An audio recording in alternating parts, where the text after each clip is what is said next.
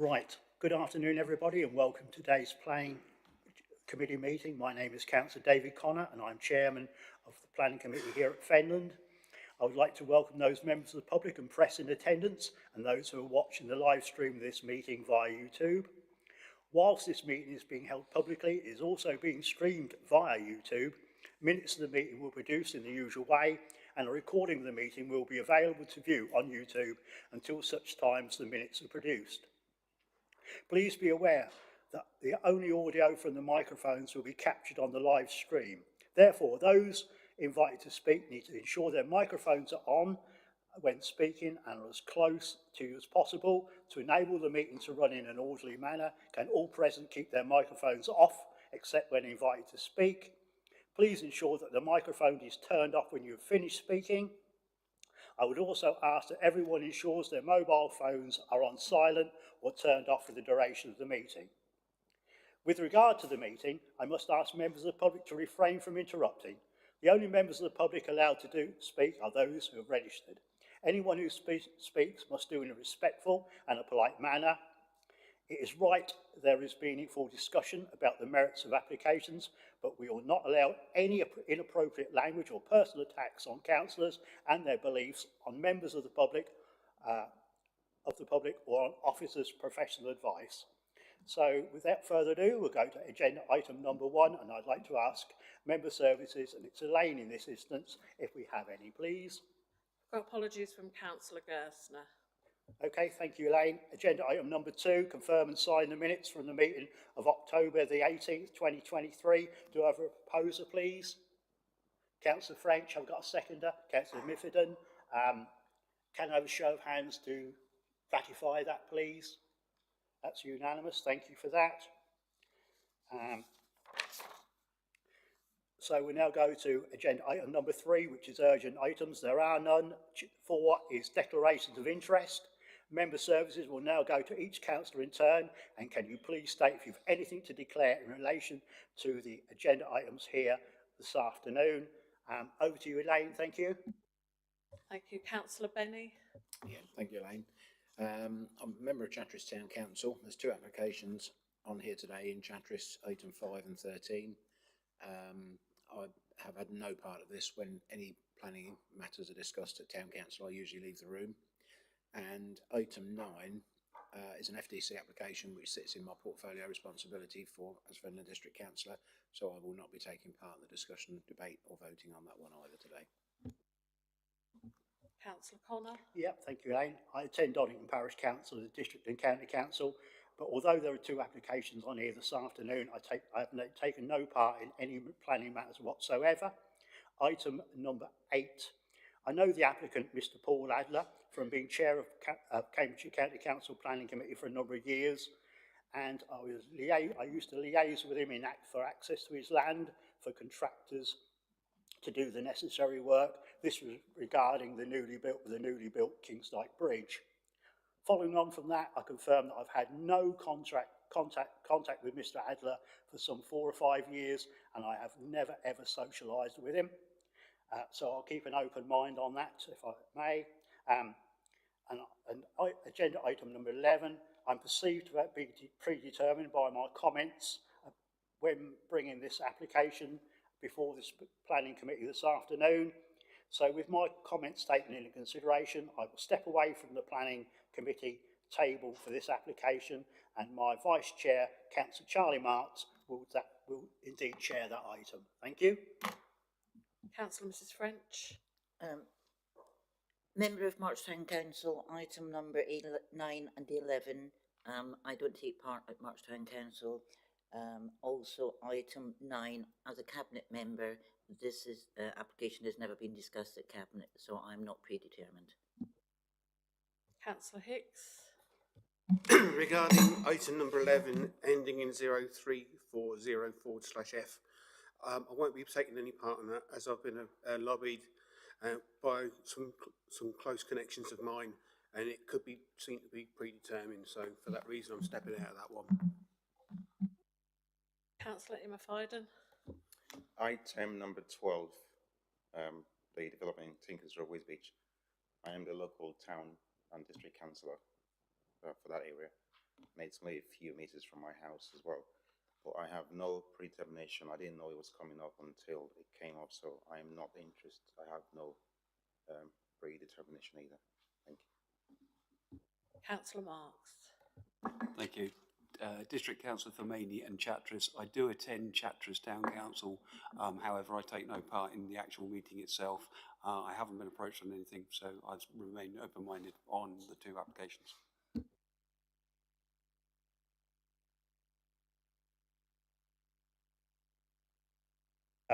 Thank you, Elaine. We'll now go to the main part of the meeting, the planning applications. Proposals are now being dealt with in a slightly different way. Members should still only make a proposal when invited to do so. However, in the interest of time management, I would be initially looking for a proposal to go with officer recommendation. Clearly, if no proposal is forthcoming, or if that proposal fails, are we then looking for a proposal to go against officer recommendation? Members are reminded respectfully that any such proposal should be accompanied by a planning reason for doing so. So without further ado, I'll now hand over to Nick Harding, the Head of Planning at Fenland, to present application FYR 22/1296F, agenda item number 5. So when you're ready, Nick, thank you. Thank you very much, Chairman. This is a full application for 9 dwellings, and it's previously been before you a couple of meetings ago, and the officer recommendation was for granting planning permission. The committee resolved to defer making a decision on the application in order to get more details regarding the proposed resurfacing of Ellingham Gardens, which serves the majority of the proposed dwellings, and to establish whether or not an ongoing maintenance agreement for the highway surface in Ellingham Gardens could be secured. So subsequent to that committee meeting, officers have been in touch with the applicant, and the applicant has indicated that they're not in a position to provide details of how the Ellingham Gardens road surface would be worked on. They have highlighted that that would be a matter normally left to a planning condition, and that's something that I raised with committee at the time. It'd be exceptionally rare for us to require that level of detail up front. It's always left to a planning condition.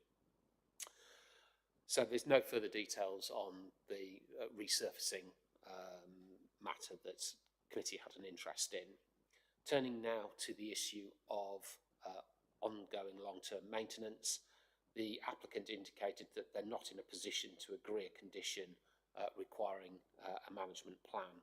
And as advised to committee when this application was last before you, there is an existing management company that is the owner of Ellingham Gardens Road, and the applicant isn't in a position to be able to duplicate that arrangement. Also, the applicant highlighted that it would be unreasonable for the occupiers of the new proposed dwellings to meet the cost of ongoing maintenance and the existing homes not to contribute, and that's something that they're not in the position to be able to resolve.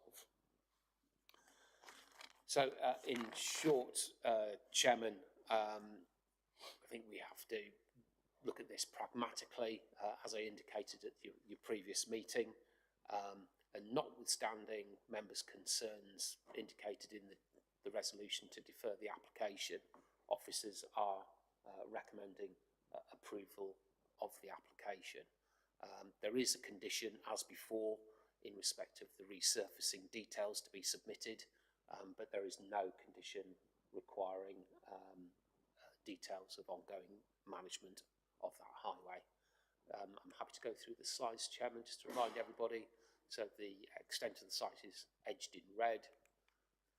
This is the existing site on the left-hand side as it stands today, and the proposed development is on the right-hand half of the slide, showing the proposed dwellings, mostly along Ellingham Gardens, but also fronting. There's 2 units fronting Wenny Road. There is a building on that particular part of the site, and that's proposed for demolition. Here are the street scenes. So at the top is the street scene that you'll see in Ellingham. Sorry, the top one is Wentley Road, and the bottom one is what you'll see in Ellingham Gardens itself. There's adequate turning space within the site. The County Council has no concerns in respect of that. And here are the slides showing the entrance into Ellingham Gardens. So the photographs progress as you move up Ellingham Gardens. The application site is on the right-hand side of the pictures. And again, moving towards the top of Ellingham Gardens, there's the turning head at the top. And then coming back the other way, the application site is on the left-hand side. So the top photograph's taken from where the turning head is in Ellingham Gardens, moving towards Wenny Road at the bottom slide. This is the house that's on the corner of Ellingham Gardens and Wenny Road. The application site is to the left-hand side of that fence. And here's Wenny Road showing the buildings to be demolished.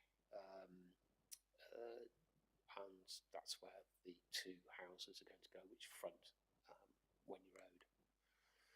So we are recommending approval of the application, Chairman, notwithstanding committee's concerns in respect of surfacing details and ongoing maintenance of Ellingham Gardens.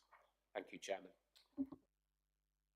Thank you, Nick. I feel it would be rather, firstly, I'd come first, obviously. I feel it rather remiss of me being chairman of the planning committee here this afternoon. On a personal note only, I'm extremely disappointed that the applicant agent has again refused the opportunity to address the committee to answer questions, clarifications that members may have. For me, I don't think this application addresses any concerns that we had at a previous meeting in September, road issues, etc. Just to make members aware, I know the ownership of the road by a separate management company, although this at this point has not been agreed, but this is not a material planning reason, because it's obviously a civil matter between the agent and the management company directors, and no weight should be given to that, because obviously that's the case.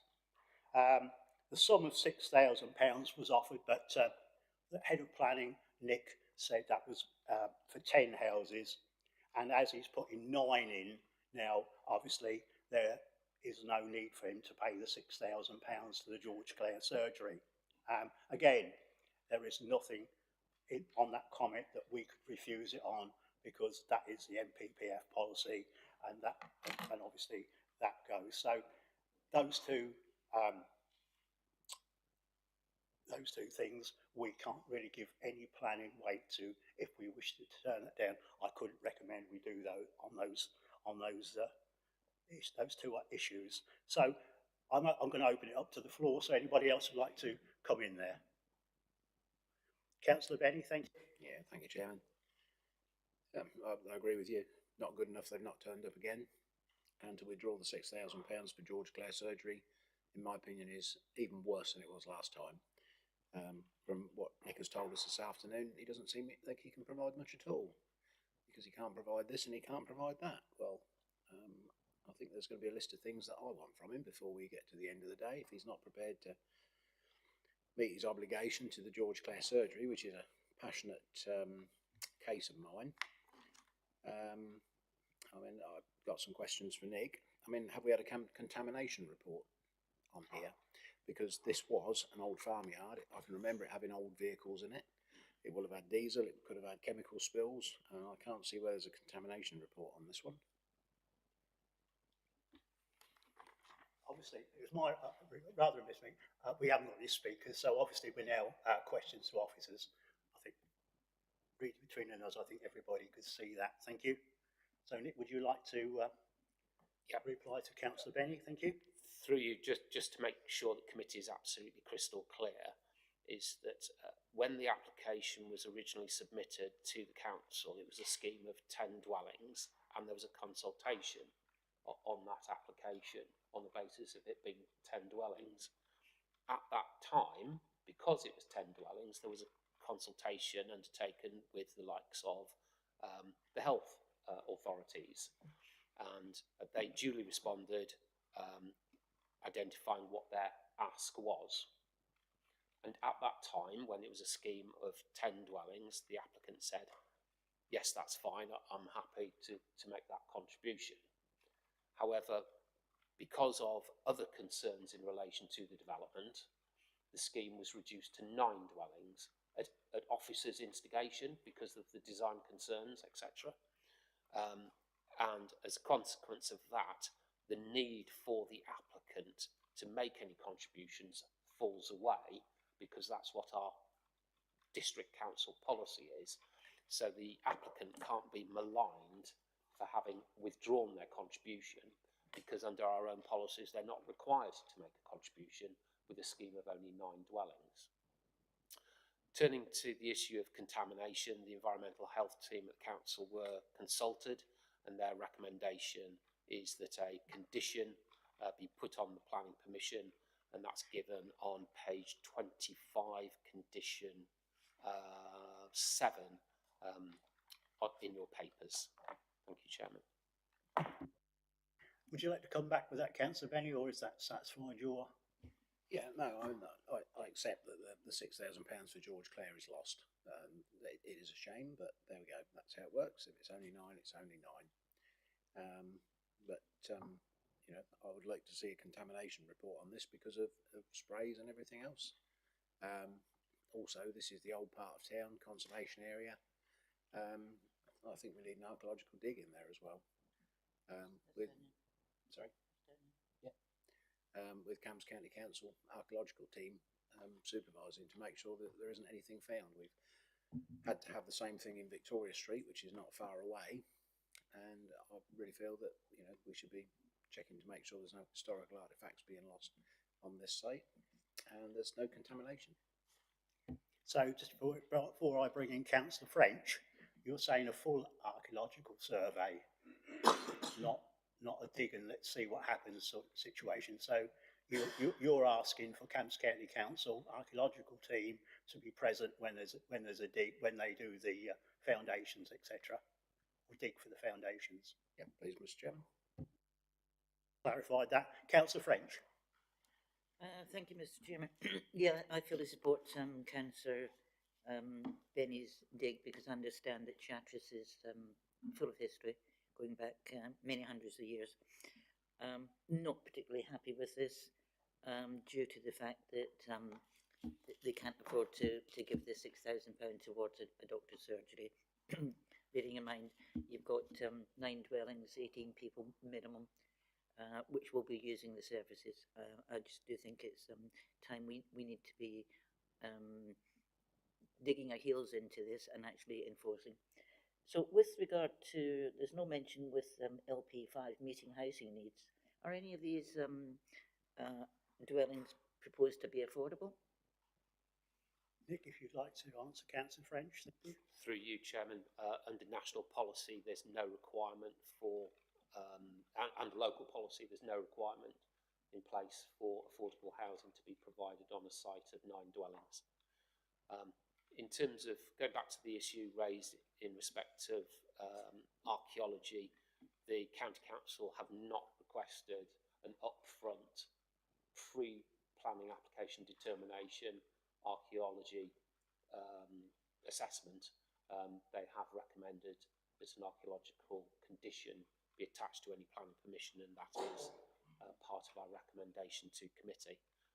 And again, the environmental health team have not requested a full upfront prior to determination contamination report. They've recommended that a condition be applied, and that's again in your recommendation. Thank you, Chairman. Councillor French, would you like to come back on that? Yeah, I mean, obviously, we will take the officer's professional advice, and the recommendation is to approve. But I would like to see a condition in there restricting construction time, have a construction plan in there, a wheel wash and a sweeper, because we know in previous sites it's caused problems. And also, I think due to the nearby schools, deliveries should not be, they should be between 9:30 and 2:30 and not at school time. The close because that- proximity, that's of the that is application absolutely site to crucial. the school, to the Cromwell School. So I think something perhaps, Nick, you could elaborate on. Thank you. Through you, in terms of any resolution to grant planning permission that you may make, what you can do is indicate that as part of any construction management plan, you feel that there should be no deliveries coming to the site or leaving the site at school drop-off and collection times, which I think we can do. In terms of the sort of wheel washing side of things, I think that the problem that we've got in respect of that is the nature of the site, in that there's a road there already and there's physically no space for you to put a wheel wash facility in there. But I think what we can do is put in into the construction management plan a requirement to keep Ellingham Gardens sufficiently clear of debris so that it isn't rendered unsafe. So could we, okay, I think we'll take on board your wheel washing advice, but there is room for a sweeper to be on duty at all times, isn't there? Or 2 or 3 times a day, whichever, to go down there and make the road safe 2 or 3 times a day, a couple of times a day or whatever. So we have got that in our gift to do that, haven't we? Through you, Chairman, I wouldn't go as far as to define that it has to be a road sweeper. I would word it so that the construction management plan requires Ellingham Gardens to be kept free of debris that would cause there to be highway danger, and then however they go about keeping the road clean is however they go about keeping the road clean. Councillor Marks. Just to pick up on that point, Nick, we struggle around here with mud on the roads. The police can't enforce it. You know, it is one of those things with farmers. So what is going, we're saying debris on the highway, we need something in there to say mechanical brush, and it needs to be swept at least 2 or 3 times a day. Going back to the wheel wash idea, okay, so come away from a wheel wash, takes up less space. Why they do it in Addenbrooks and places, they just do pressure washing of wheels. And again, it just keeps the mud and everything else on site. So even if it's not a wheel wash, surely some way of cleaning wheels before it actually goes onto the highway. Because at this, it's going to be one of those sites, you can see it from the start, that is going to cause problems. Regarding deliveries, yeah, I mean, we had it in Maney where we had time frames put on because, and again, the other thing I would say is we want to put something in place that the lorries don't actually come through the town either. So when they leave the site, they turn back out onto the 141 or 142, as opposed to coming through town, which they will do. Yeah. Councillor Benny, thanks. Thank you. Another question for Nick. Have we got a lighting scheme for this one as well? Because the lighting scheme in Ellingham Gardens was part of the roads, and I don't know whether we have any streetlights down there. I mean, that should certainly be paid for again, kind of a cost of development. We have in Chatteris Town Council several places that don't have streetlights because it slipped through the planning system to have them picked up. And I think we certainly should have streetlights down there for the residents, and new and old. Yeah, good point.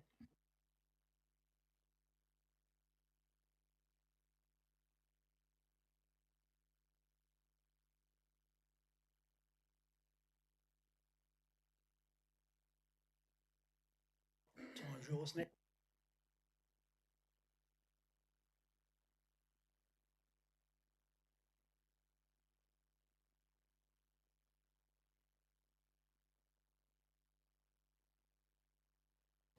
Yeah, because if we don't have street lights down there, it's going to be a really, really black, dark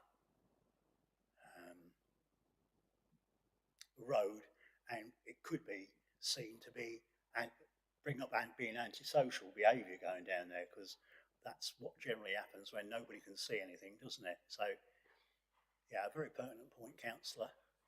Yeah. Benny? Through you, Chairman, condition 4 does include a lighting scheme. That's good then. Oh, councillor Marks again, thank you. Thank you. To go back to this £6,000, can we just confirm that if by some hook or by crook they come back and ask for 10, and it would immediately then revert back to, we would then get the money. They're not just going to put 9 up and then suddenly find an extra space of land where they can put a single dwelling up.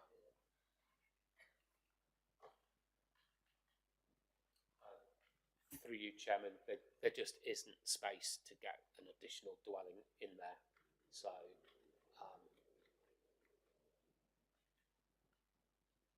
I don't think these situations ever going to arise, Chairman. Okay, thank you. Okay, that's clarified that. Still in questions to officers. Anybody else got anything to add? I think probably we nearly done it to death. I'm looking round. No, thank you very much for answering those questions, Nick. We're in debate, ladies and gentlemen. Who'd like to kick this off? Thank you. Councillor Benny? Yeah, thank you, Chairman. I mean, we can't turn this down. It is policy compliant, but we can have some asks out of this to make sure that the residents get as best as they can from this. Yeah, really, there is nothing to turn this down, so this needs approving today. But as I said, as a condition, I'd like to see an archaeological report with Cambs County Council. And as much as they haven't asked for it, Cambs County Council are so short of officers at the minute. I think a lot of the reports that we get back from those are incomplete because they haven't got the time to do them. So just because they haven't asked for one doesn't mean that we can't. I'd like to make sure that the surface water drainage scheme is in place, because that could affect the runoff into the other parts of Ellingham Gardens. So I'd like to see that. I'm pleased to hear that there is a street light design. I mean, whether we could include any bat boxes there, because this was a farmyard, and it's surprising how much wildlife you find in a town. I know I live in the town, and there's lots of little birds, and I really would like to see some bat boxes and birds, whether they're incorporated into the brickwork, which they can be, or whether they're added additionally. I don't mind, but I think that would be a nice part for nature to have that added into the scheme in Chatteris. Thank you. Biodiversity uplift. I think that's okay. Nick, thank you. Just to reiterate something I said earlier, there is a condition in respect of archaeology, so an evaluation has to be undertaken. That is a condition, and also there is a condition in respect of biodiversity on the recommended to you already. Thank you. Yeah, thanks, Nick. Still in debate. Anybody like to add to it? Councillor Marks, thank you. I think local knowledge certainly speaks volumes. Obviously, Councillor Benny knows what's been there previously. Let's hope, whatever they find, they find. But I also think during the building process itself, we do need to put the safeguards in regarding the vehicle movements, regarding the vehicle cleaning as well. And it is very close to a school. There are going to be school children walking back up from there. I think that needs to be one of the priorities given to this. I will support it, but hopefully with those amendments. I think I'm getting a steer on where this is going, and I think once we've made the decision where it's going, we can ask Nick to include those in the conditions to hurry this along a bit. So, Councillor French. Thank you. Yeah, condition 16 does mention birds, but it doesn't mention bats. So I think bats should be in that as well. Yeah, okay. That's fine. So we're still in Councillor Hicks, sorry.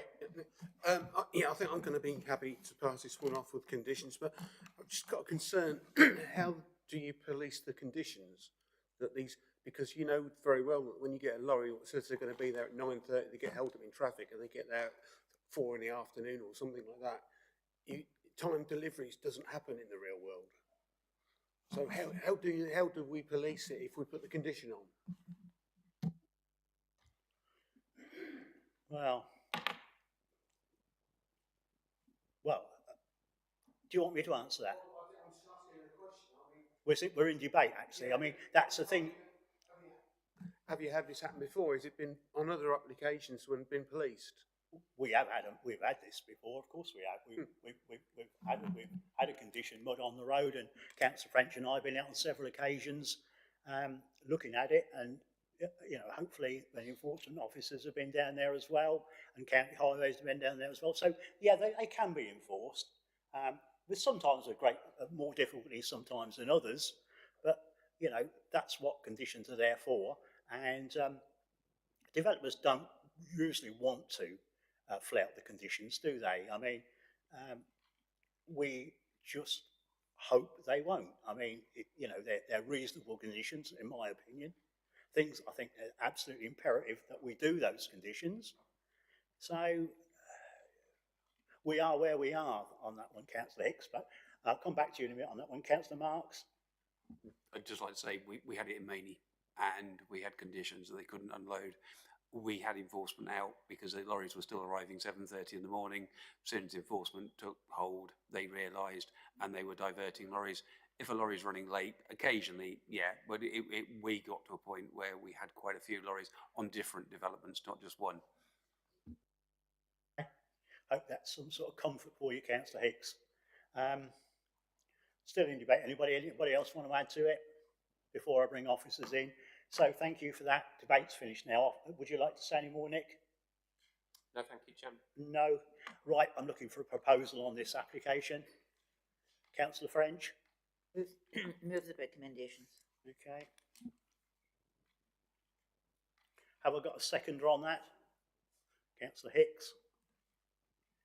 So we have got a proposal to go with officer recommendation to approve this application proposed by Councillor French, seconded by Councillor Hicks. Can we have a show of hands on that proposal, please? With conditions that will be outlined by Nick after we've had the vote. Yes, Nick? Through you, Chairman, I think we need clarity on whether or not what you're talking about is extra bits and bobs over and above what's in your printed report. Yes. Or the conditions attached in your report. So so my assumption is that you're referring to the avoiding school times for the deliveries and also keeping the road clean at Ellingham Gardens. Yes. Are those the two things? And that boxes. Through you, Chairman, there's no requirement to add that in specifically because that's covered by condition 15 already that requires the biodiversity scheme, and that isn't species specific. He said, struggling to say those words. What about as a condition, what Councillor Benny requested, being a local member, knowing it's near the monastery, not too far from Whaley Meadows and that sort of thing, as the crow flies. Those conditions are already there. Yeah, but could we have an extra being vigilant with the archaeology from Camps County Council? Can we recommend they do a full one? Because of Councillor Benny's knowledge of what that was and his local knowledge. Through you, Chairman, the condition, in very simple terms, requires the assessment to be, the nature of the assessment that's going to be undertaken to be agreed prior to that assessment being done by the County Council. So the assessment is done to a specification which is agreed with the County Council. Okay. So that's point one.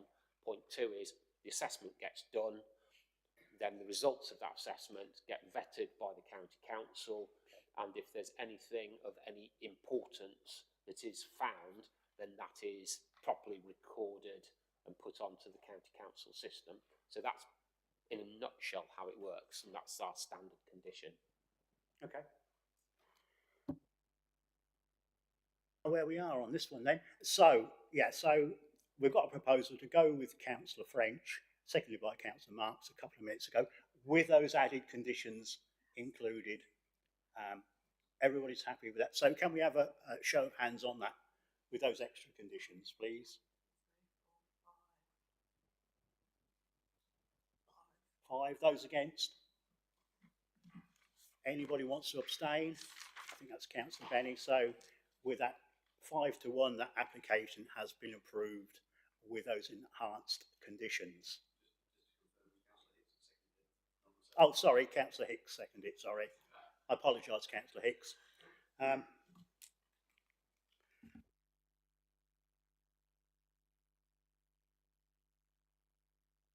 Without further ado, I'll now hand over to Nick again to present application FYR 22/1416/0, agenda item number 6.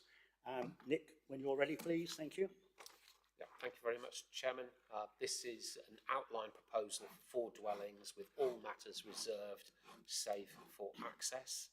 The application was considered at a previous planning committee meeting, and the officers recommended refusal for 3 reasons. Firstly, the backland nature of the development is not in keeping with the linear nature of the built form in the immediate locality. 2, it's not been demonstrated that adequate visibility displays can be provided. And 3, excessive bin pull distances that aren't in keeping with adopted policies.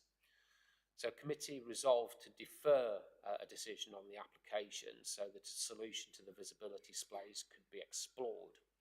So the applicant has submitted a visibility display plan, and in doing so has served notice on the third-party landowners. And in respect of that process, the land to the east, the eastern side of the visibility display, there is an existing covenant, which is a private legal agreement in place that requires that land to be kept free of any obstruction.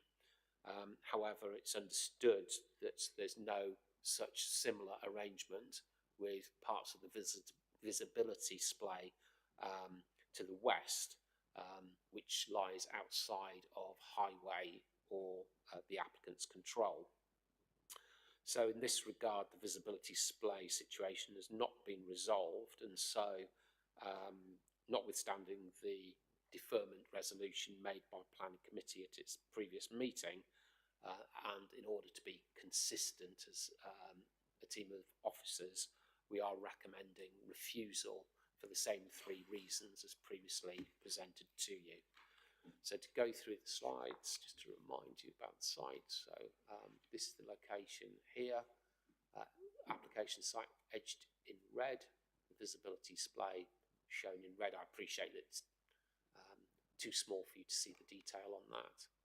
So this is the application layout. So as you can see, it's sort of a backland tandem arrangement that's proposed.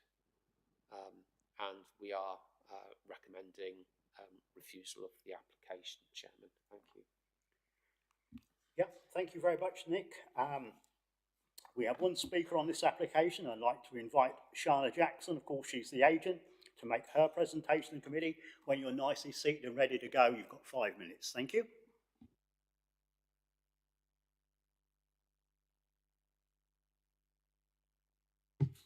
Thank you.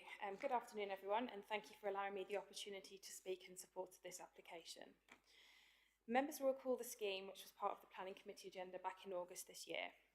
It was understood that members were relatively comfortable with the proposal, except for issues surrounding the access and highways, which they felt needed further clarification. Noting the previous highway comments, amended drawings have been provided, and these demonstrate that appropriate visibility space can be achieved. There is a restrictive covenant on the land to the east, which requires that the footpath remains free from obstruction.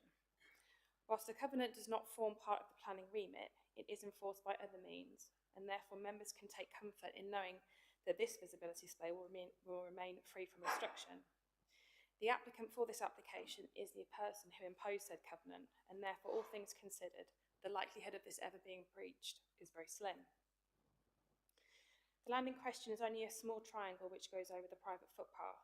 The whole point of the footpath is to allow for people to walk along it and for it to remain free from obstruction. If not, it cannot serve its purpose, as people won't be able to walk along it. I therefore reiterate that it's unlikely that in any event that the visibility display will be obstructed. The The visibility displays are now within the red line of the application, and therefore conditions could be imposed to secure that displays remain free of obstruction. Any such conditions will be duly accepted by the applicant. I would highlight that County Highways have raised no objection to the scheme, and therefore there appear to be no grounds to resist the application for reasons of highway safety. As per your previous considerations, I would also highlight that the proposal complies with the local plan and the Parsons Road neighbourhood plan, and it has received support from the parish council. I therefore respectfully request that planning permission is granted. Thank you. Yep, thank you very much for that. Members, questions, clarifications to Miss Jackson, please, if you have any, of course. Maybe I can't see any burning desire to. A couple of seconds. No, thank you very much for that.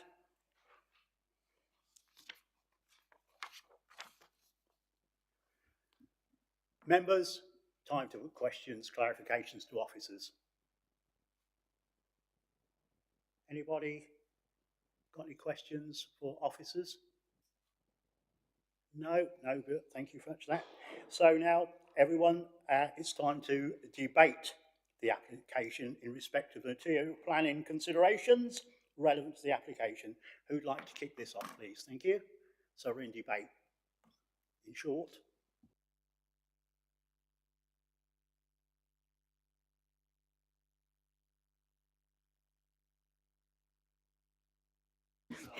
I was just going to say I will, but you carry on and I'll follow on. Thank you. Yeah, I mean, obviously we looked at this in August, and the concerns were the visibility displays. So what Ms Jackson has said, that it can be achieved. So that's the reason we deferred it in the first place. So surely if that is achievable now, this application should be approved. Yeah, okay. Anybody else want to, before I come in? No, okay, so I'll carry on then. Yes, basically I agree with what Councillor French says. She said with little, she did say that there's hardly any chance of that splay to the west being done anything else with. So, and this, The east. sorry, the east, sorry, the west is okay, sorry, the east, thank you for that. So, with that, that was the only thing we deferred it on, or actually refused it on, or referred it on eventually. So with that, that is the only thing possibly we need to look at in my book. But so, Nick, I'm going to ask you later on, is there any way that we can put a condition on that? Any way we can write up a condition, because highways are happy with it? Is there any way we can do a condition? That's basically, I think, what I'm asking you. Putting you on the spot, I know, but we are where we are. Through you, Chairman, the agent referred to that bit of the visibility splay to the east, which is in third-party ownership, and identified that the applicant was the person who instigated the covenant in the first place. But my understanding is that there is land in the west visibility display, which is in third-party ownership too, and no reference has been made to that being subject to a covenant. So that is still a sticking point. If committee wish to grant planning consent, I would have a concern over use of a condition,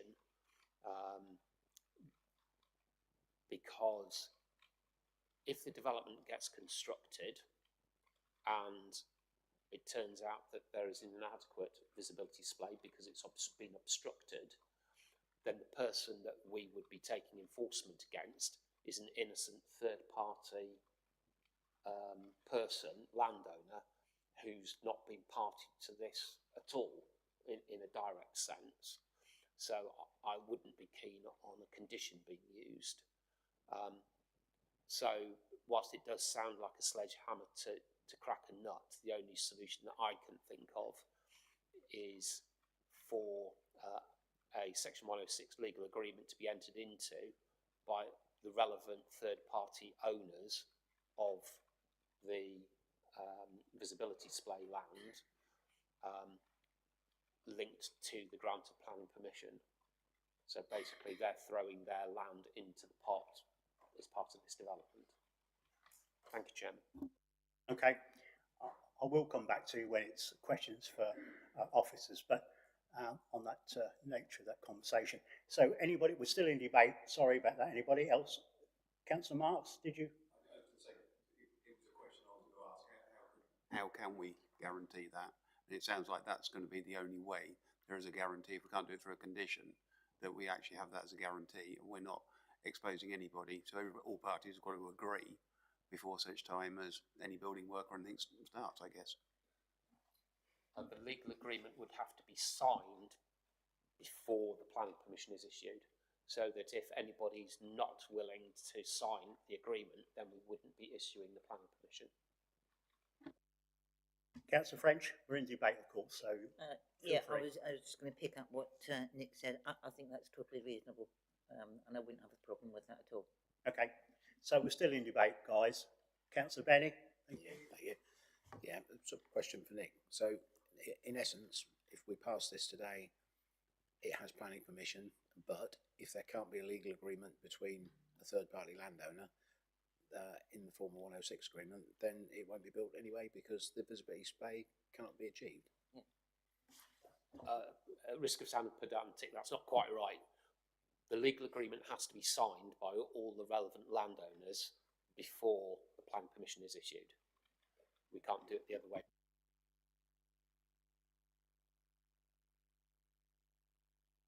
Yeah, so coming back on that one, so if we approve this one today, if the landowners sign and agree, then they get the planning permission. If they can't agree that, then they don't get that. I mean, that seems fair. You know, that covers both parties in the land deal. That's correct. At least we're getting somewhere. Still in debate, just to remind everybody, anybody else want to add to it? Okay, I'm going to close the debate now. So officers, have you got anything else to say with that, please? Just to remind that if there is a proposal to go against officer recommendation, there's got to be a statement as to why the reason for refusal related to the form of the proposed development in relation to the existing form of development in this part of the settlement is appropriate. Thank you, Chairman.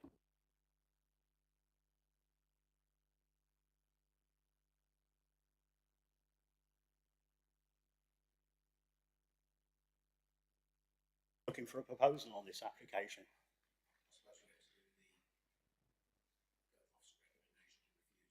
Yeah, well, yeah, okay.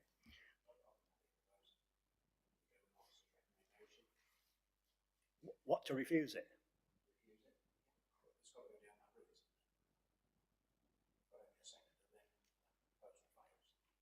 It does, but so just to clarify, you're going with officer recommendation to refuse this application. He did say that.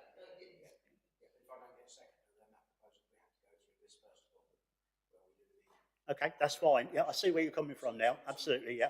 Okay, yeah, okay. Okay, right, okay, that's fine. Okay, so I've got a proposal to go with officer recommendation by Councillor Benny to go with officer recommendation to refuse this application. Have I got a seconder? Doesn't seem that you have. So we need another proposal, please. Go against the officer's recommendation. Okay. Reasons? We believe that the policy LP16 does actually comply. Okay. Okay, that's good enough for me. Anybody wants to second that? Councillor Marks? Thank you. So we've got... So the recommendation, Chairman, forgive me for stepping in, No, is to grant planning Planning consent permission. contrary to officer recommendation, subject to the signing of the Section 106 agreement to deliver displays, giving authority to officers to impose appropriate conditions. Absolutely. couldn't have said it better myself. Wonderful. So on that proposal, with those conditions that Nick's outlined, can we have a show of hands on that proposal? That's unanimous, that proposal. That has been approved. Thank you.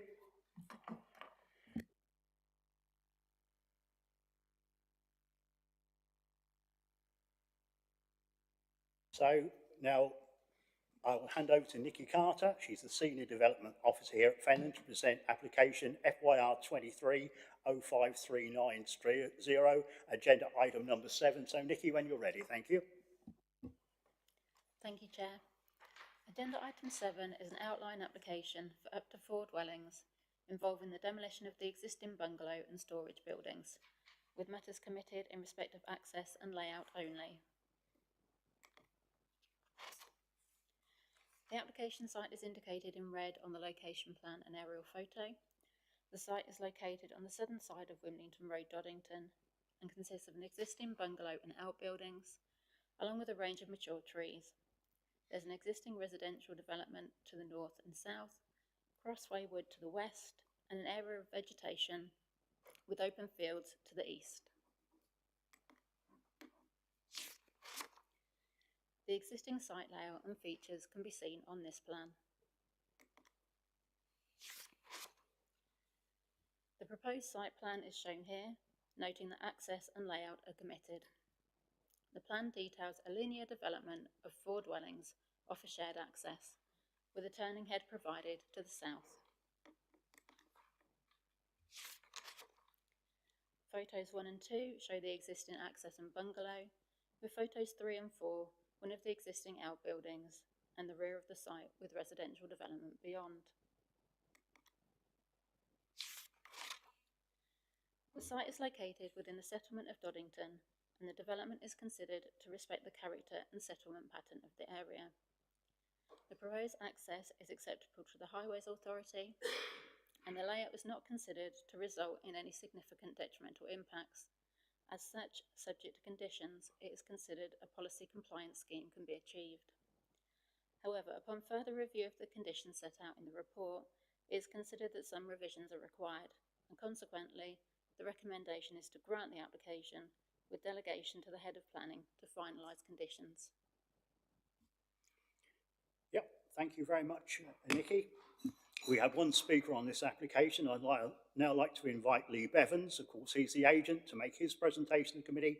When you're seated again, you have 5 minutes to make your presentation. Thank you.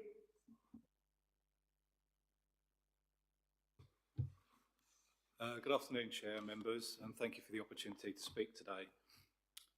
This application, outline application for 4 dwellings, was submitted back in June this year, and we've worked really hard with both ecology consultants and tree consultants to ensure that a comprehensive application was submitted. With the existing bungalow being removed and a private drive being proposed with a turning area, this cannot be described as a backland development, contrary to the Parish Council's views. We've looked at various options for the site based on different densities and felt that 4 dwellings would not constitute overdevelopment of the site. And whilst only an outline application, we were also conscious that we wanted to minimise any potential for overlooking or privacy issues with the residents of Woodside Close to the south, as well as respecting the mature trees on the site and the ecology constraints that exist. A detailed ecology assessment has been carried out and confirmed that the proposed solution does not cause any harm to the existing wildlife, and with the removal of the poor quality outbuildings, it is likely that biodiversity will be enhanced by the development, with new landscaping being proposed as part of a future Reserve Matters application. We note that whilst in outline form, the application for 4 dwellings is located on a section of road used by parents for Lionel Walden School, some 230 metres away. Appropriate measures would be dealt with in any future Reserve Matters application to ensure that construction deliveries to the site are carried out outside of peak public traffic hours to reduce congestion and nuisance, and an appropriate construction environment management plan would be produced. We've worked closely with the planning officer over the past 5 months to ensure that all concerns have been addressed, leading to a recommendation of approval. We agree with the officer that the proposal creates a development which would respond to the opportunities and constraints of the site and to relevant planning policies. The proposal does not have a detrimental impact on neighbouring properties and meets the guidance from highways and flood risk to provide a good quality development. I would ask that members support the officer recommendation and grant approval with the conditions outlined above or outlined behind me in the officer report. Thank you. Thank you, Mr Bevins. I'd now like to invite members' questions, clarifications to Mr Bevins. If you'd like to ask a question, you know what you've got to do. Anybody? Councillor Marks? Thank you. Ms Bevan, it's good to hear that, as we heard earlier, regarding a school being local and you're prepared to put time limits on deliveries and stuff. Could we also have a reassurance or an assurance that there would be no work vehicles left outside on the road during the day, as that when you come around that corner at school time, especially, that it's already sort of backed up with people trying to park?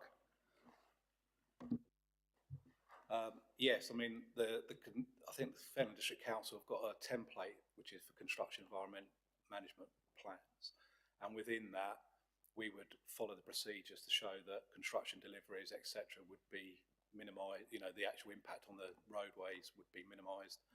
We'd have to provide welfare facilities, etc., and show where that is on the site plan, so that can be covered. Yeah, I mean, let's say that the actual plan would show where that's going to take place and minimise the congestion and nuisance. I'll just come in there now. Sorry, I'll take Sydney first. If it's Thank you, Chair. Thank you. I just had a quick question about keeping the streets clean. What provisions have been made for that? Thank you. Again, you touched on it in an earlier application, I know, but within the construction environment management plan, we would list down, you know, if there's need for wheel washing facilities. It's about minimising, like you say, the disruption on the roadway. We don't, no conscientious contractor wants to bring mud out onto the road. Obviously, some sites are tighter than others to be able to manoeuvre inside with construction traffic. So you look at within that plan how you get over that, and that would be covered in a future reserve matters application with that supporting documentation. So, you know, that would be up to officers to review that document, and if they're satisfied, then that should be okay. Okay, you asked my question, Councillor Fiddian. So it's any more questions at all for Mr Bevan before we let him go? No, thank you very much for that. Questions to officers, members? Councillor French? Yeah. Nikki, can I ask you, you did say when you were introducing that additional conditions, what are the additional conditions? Apologies. The application's accompanied by an ecology report and a tree report as well, because there's some protected trees nearby and a number on the site. And they incorporated a number of mitigation enhancement and sort of protection measures within those. They haven't currently been sort of encompassed within the conditions imposed on. I'd like to say, Nikki, coming there, can we just make sure, I know Mr Bevans intimated that he would keep the road clean, but can we put a condition on that there is a sweeper on there, because it is a well-used road. As Councillor Mark said, it's well used by the school. That the road is not a couple hundred metres from the school, and so we don't want any mud on the road or any debris on the road. Just for the safety aspect of it. So can we just be really strong on that? That's really all I've got to say. Anybody else got any more questions to officers before? Councillor Hicks? And also the parking of vehicles on the road as well. That was another condition. Through you. Sorry. Through you, Chairman, the construction management plan requires the applicant to identify where on site parking provision is going to be made. We can't impose any conditions that stop people from parking on a public highway because they're entitled to do that. So, yeah, quite right. So, finished questions to officers, have we? So, we'll go in. So, thank you, everybody. I'd now like to invite members to debate the item in respect of the material planning considerations relevant to the application. If you would like to speak, please raise your hand. So we're in debate.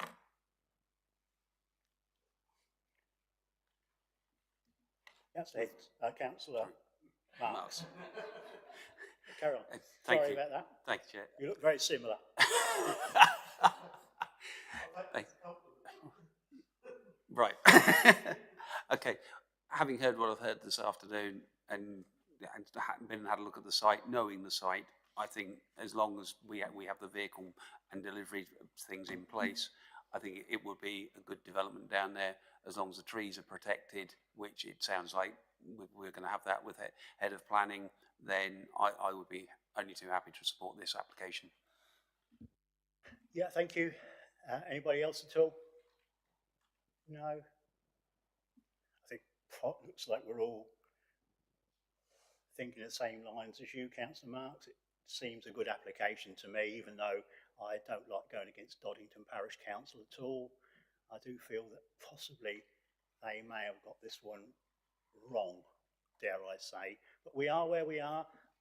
So the debate is finished. I can't see anyone to add to that. Have you got anything else to add, Nick? No, thank you, Chairman. Okay, thank you. So I'm looking for a proposal now. Councillor French. Move the officer's recommendations. Yep. So Councillor French is proposing to go with officer recommendation to approve this application. Have we got a second for that? I'll try Councillor Hicks on this one. And Chairman, that's with authority to make the minor amendments to the conditions. Yes. And make sure reference is made in the camp for road sweeping and delivery times outside of school arrival and departure times. Yes? Absolutely. So with that proposal in mind, Councillor French proposed it, seconded by Councillor Hicks. Can we have a show of hands on that, please? That should happen. That application has been approved. Thank you.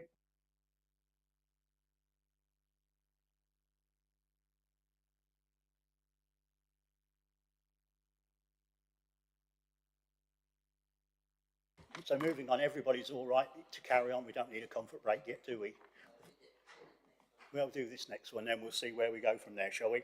Okay, so now I'll hand over to Tracy Ranger. She's the Development Officer here at Fenland to present application FYR 23/0546F, agenda item number 8. So Tracy, when you're ready, thanks.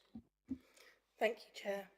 Agenda item 8 is a full planning application for the change of use of existing paddock land to BA open storage with associated access works and landscaping as part retrospective.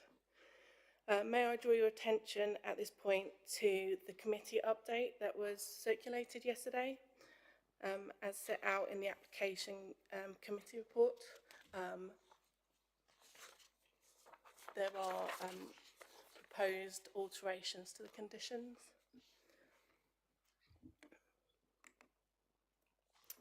This slide shows the site location plan and aerial photo. At the top of the plans, moving east to west, is the Ely to Peterborough rail line and Kings Dyke, the A605, which lies beyond the northern boundary of the site. The site is located on the western outskirts of Whittlesea. Immediately to the east of the site is a small collection of commercial buildings. To the north, beyond the A605, are large-scale industrial commercial warehouses. To the south of the site is the newly built Ralph Butcher Causeway.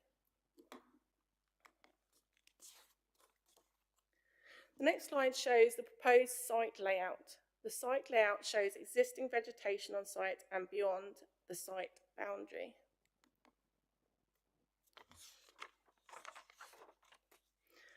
The slide shows the indicative site layout and appropriate turning circles to demonstrate that the site is workable, as some of the end users are unknown at this time.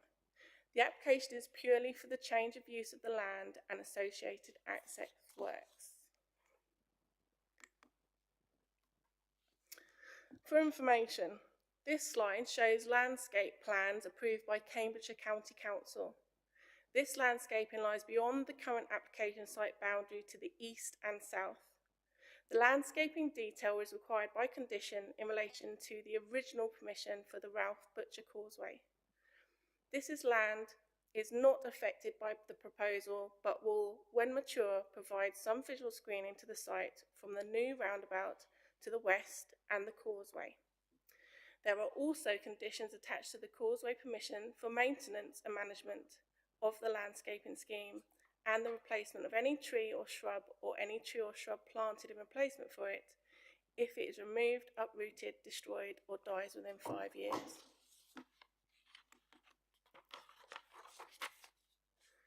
For the photos, photo 1 is looking into the site along the existing access.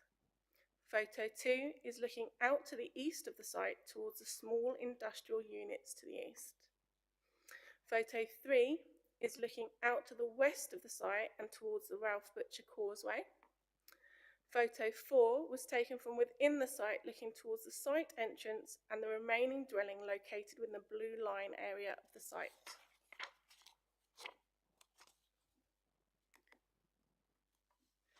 In summary, the application seeks full planning permission for the change of use of existing paddock land to B8 open storage with associated access works and landscaping. The principle was established by the granting of the previous outline permission. The proposal has no outstanding technical objections. Subject to conditions, the proposal is not considered to pose significant harm to the character of the area, residential amenity or highway safety, and the site location is specifically referred to in policy LP11, which identifies that the council will support business uses which are located to the west of the town along the A605. This site falls within those parameters. Accordingly, the officer recommendation is to grant permission with delegation being given to officers to finalise conditions.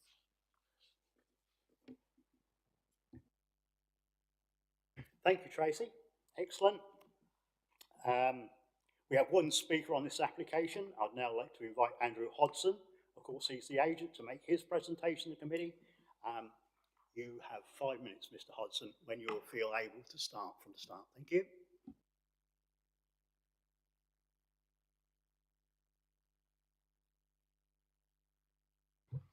Good afternoon. I'm just here really to answer any questions that the members have in respect to this application. The officer kindly raised the previous outline permission, which was actually for a B8 distribution unit on this site, quite a large building. Unfortunately, due to the climate of build costs rising and demand in that location, it wasn't possible to deliver that particular unit. So it's the same applicant for that unit as it was for this site now. So we've had to look at alternative uses, and the crucial thing about this scheme is that it's primarily to serve Chiltern Distribution, who are the business opposite the site to the north there. If they hadn't found this site, there's a good chance that they would have relocated to a site in Peterborough, taking away those jobs from Whittlesea. So it's come along exactly the right time. Normally, if I was advising a client, I wouldn't advise them to do any works on site prior to getting the planning permission through. The reason that we went on site to do those works was Chiltern had an immediate and very urgent requirement to somewhere to store some of their newer lorry fleet that they'd purchased. So that's the only reason that we went on and did some of the works. The only works that have been carried out on site is site clearance, and there's been some levelling works. Just on the Type 1 material that's been put down, all of that has come from an Environment Agency licensed waste management company, so that's been put on there. It's all inert waste, and so there's been no excavation or into the ground on site. It's just been used to level out where there's been some dips and curves on there, and then some planings put on top from the same company as well. So it's all inert waste that's got onto there to create that. So predominantly at the moment, the site will be used by Chiltern Distribution to store their lorries on there. They're a big distribution company which have freezer lorries. It's not intended that we'll have lorries on there with their freezer units running overnight. There is a residential unit there is a residential property on the site, but it's not habitable at the moment, so there's no issues with noise impacting on that particular residential unit. That's in the ownership also of the applicant. It needs a full refurbishment, and that'll be subject to a wider application in due course, but there's no impacts on the person living there because it's not habitable at the moment. So the only time that the units will be running is likely to be during the day if there's a full load on there and they're just waiting to swap over a lorry driver. they won't leave full refrigeration units overnight because it's not safe on there. They'll keep them in their main yard opposite. We're hopeful that Chiltern will take on most of the site going forward, and we're hopeful that in the future it might be possible to get buildings and things on there to enhance their business, because we want them to stay in Whittlesea effectively. But at this moment in time, they've taken about a third of the site. So the remainder of the site is up for potentially for other uses, and there's conditions on there which restrict the height, I think, to 6 metres in height for those. And we're looking for clean uses. The filtration system that we've been asked to put in by the Flood Authority will clear out any drippages. Or I think the only contamination likely is maybe drips from the lorries for oil potentially. So that's all been taken care of, and there's a new attenuation pond going in to deal with any surface water runoff. I think that's it, and gives you a bit of a wider background to the application. But obviously it's in a primary location. The landscaping is going to grow up around it, so the visibility will be over the years. It will be very well screened, and it's in an employment area, and the principal's already established through the previous scheme. Thank you. Yeah, thank you for that. Questions, members, to Mr Hodson? Councillor French, I think you've intimated you want to speak. Thank you. I have read and noted the highway objections and the lead flood authority. They are now complied with, are they? Yes. Both been dealt with, yeah. And the drainage board? Yes. Thank you. I've just got Councillor Miffordin, please. Very quickly, Chairman. You mentioned about security on site, and you said there will be no chilled lorries on site. What's the difference? With security risk, what's the difference between a chilled lorry and a non-chilled lorry? I mean, someone's going to break into the fridge and still. Yeah, so the Chiltern distribution run, they have refrigeration units which make a noise when they're running to keep to keep the container at the back refrigerated, because they deal with food. But obviously other HGVs don't have that on. That's a difference. Understood. My point is, you said they will not be running overnight. If you have perishables in chilled lorries, you have to leave the fridge on, otherwise they go bad. Yes, the point I was making was they won't be left on that site if they're loaded, because they'll keep them in a more secure yard. It'll only be the empty lorries that are left in there overnight. Okay, thank you. Just for me, I'll just come in there then. Can you just reiterate what the base coat was and what you're putting over the top of the base coat for the hard standing, please? Yep, so the original ground wasn't touched. There's been no excavations. So all it was they brought in a type 1 crushed material, which is inert. So it goes through a licensing scheme and grading to make sure that it's got no chemicals or anything in it. So it's neutral. So that comes from a licensed provider. I think it comes from Midland. It comes from Midland Waste, which are actually in Whittlesea, just up the road. I think they're regulated by the Environment Agency and by this council, I would imagine. So that's and then on the top is some planing, a finer gravel, which is compressed on top to level the site out. So moving on from there, is that IBAA, is it? What's come from the licensed site, is it? Yeah, I guess so. Yeah, that's the right site, yeah. Because there's conflicting views on that type of material. Cambridgeshire County Council accept that it's not waste, but the Environment Agency have got different views and they say it is. So I am, to be fair, I am a little bit worried because there is no standard for that, is there? No, it's not chemically tested. I guess it's not a planning matter per se. But all I can say is that the materials have been sourced from a location where they've been tested to be inert. So as long as they're inert, that's the same as planings you'd use on any site for levelling out.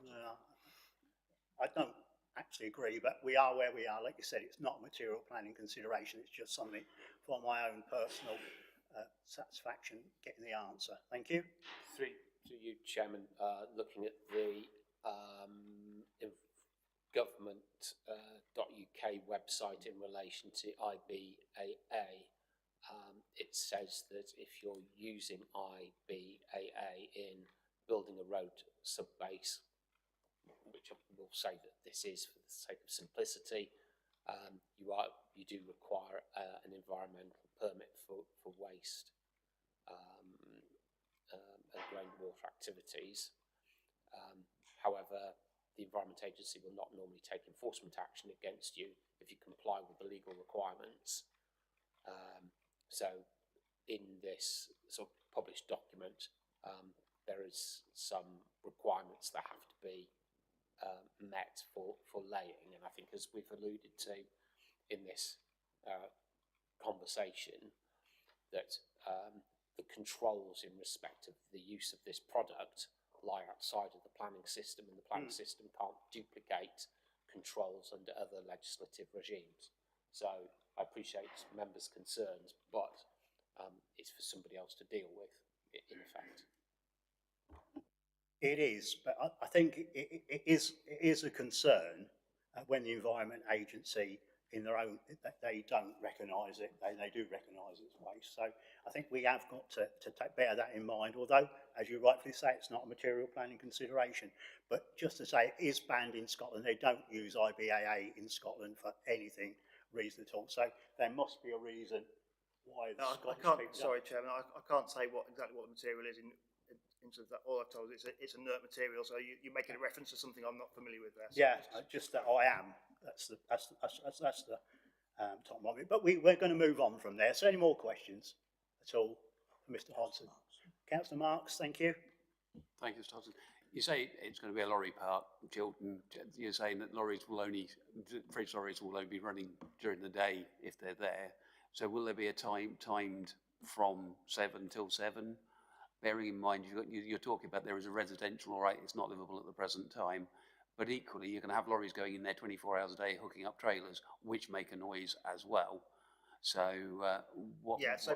part of the planning application, there is a condition on there which relates to noise. So we've done a noise assessment on there, and there's some mitigation which has been agreed, which would have to be put in place if that dwelling was habitable. So it includes some acoustic barriers and things like that to assist with that. But it's not really relevant at the moment because, like I say, it's not going to be lived in for some time. But there is a condition which deals with that, yeah, in terms of dealing with the noise. But like I say, it's very rare that they're going to be left running overnight, and that, yes, you're quite right, there will be noise coming in during the day, but that's covered in the condition. Thank you. We've gone from won't to occasionally, by the sounds of things. You know, so there are going to be occasional. Well, at the moment, there's no. Bearing in mind, knowing Chiltern as well, lorries come in from abroad, they'll be sent down there to park up or whatever. So, you know, what provision have we got, not only for the English drivers, but any of the foreign drivers, to know, you know, they are not to have fridges standing in there overnight. No. And it is an environmental thing because, you know, somebody who's got a bungalow will more than likely be doing that up to get somebody to live there. What I'm saying is it's rare that they're going to be left overnight. I'm not saying it won't happen, but what I'm saying is there's a condition in there which deals with addressing that through the acoustic barrier and things to deal with any noise, so it isn't impacted on that dwelling. And to go back then, how are you putting a time period, 7 till 7? I think once the barrier is in place, it won't make any difference because once the acoustic barrier is in place, it's mitigated, so it won't matter what time it. So then your argument could be then we'll just have lorries in there all the time, running at night. Potentially, if it's been mitigated, that's been addressed, hasn't it? Okay. Okay, any more questions at all? No, thank you so much. It's been very interesting. Questions to officers?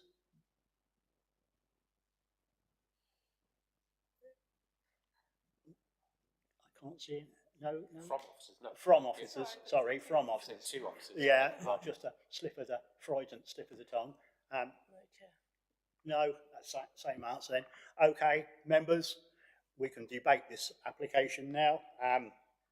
In respect to the material planning considerations relevant to the application, if you'd like to speak, please raise your hands, and Councillor French is first. Thank you. I'm just a bit concerned about, or confused, on Whittlesea. There's no reason for it to be, policy for it to be refused, but they're requesting we do refuse it. I'm a bit confused here. Just observation. What, Whittlesea Town Council? Yeah. Yeah. I had 2 consultation responses. They were kind of conflicting. Well, we've taken the Town Council's suggestions into consideration. Anybody like to add to this debate? Councillor Marks, you've indicated that you want to speak. Thank you. I still have a concern over noise with lorries going in and out there 24 hours a day, and with the residential and hearing, oh well, we can mitigate against it. I still have a concern that there should be something put in place that fridge engines should only be from say 7 till 7 at night. They are a disruption. Been at Hawley, been sleeping near fridge engines. I know how much they keep you awake, especially if you're parked up or anywhere near. So I would say that is something that we should put in place, because there will be other lorries coming in there during the night, and they won't switch off their fridge engines. You can't switch off the engines, can they? As the goods will perish. So there is no if they will. They certainly won't. Councillor French? Yeah, I do agree with Charlie. We had this many years ago with March cold storage. Yeah. And that was within a very residential area. So if a condition can be put on there time-wise, I think it'd be much appreciated. I actually think it's imperative that we do. That will safeguard residents going forward. So that's my opinion. So still in debate. Anybody else want to add to it before I close it? Councillor Marks again, thank you. Sorry, just to clarify also, this base element that we are a little concerned about regarding being environmentally friendly or not, are we opening ourselves up just in case? And I've heard what Nick said, and Nick has read from obviously the guidelines, but surely do we not need to clarify that this cannot get into the watercourse? Obviously, a lot of us are on IDBs and stuff, and that would scare me. That does worry me slightly, that runoff going into, we've heard they're putting mitigation dams or whatever in to try and stop that, but at the end of the day, do we not just need to clarify that? Well, it's a thing we can ask Nick when it comes to questions to officers, can't we? That's something for Nick to look at while we're still in debate, isn't it? So yes, that is my concern with the IBAA.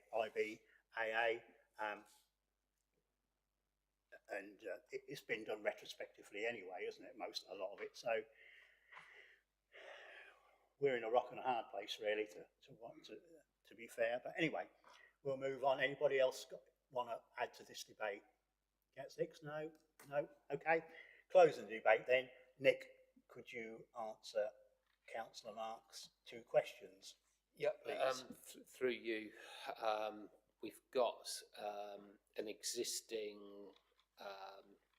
condition that requires the recommendations from the noise assessment to be implemented, and that would deal with the issue of containing the noise sufficiently well, so as not to cause disturbance to the nearest noise sensitive premises, i.e. dwelling. So there is that provision in place, and therefore I don't believe that we need to go as far as preventing the running of truck refrigeration units on site between certain times of day. I don't believe that that's necessary, and whilst I can't find it immediately in the conditions, if it's not there already, what we can do is we can have require confirmation of the type of material to be used for the surfacing, and that would ensure that it is appropriate for the circumstance on site. Well, yeah, so am I wrong in saying that some of that hard standing is already in situ? That's correct.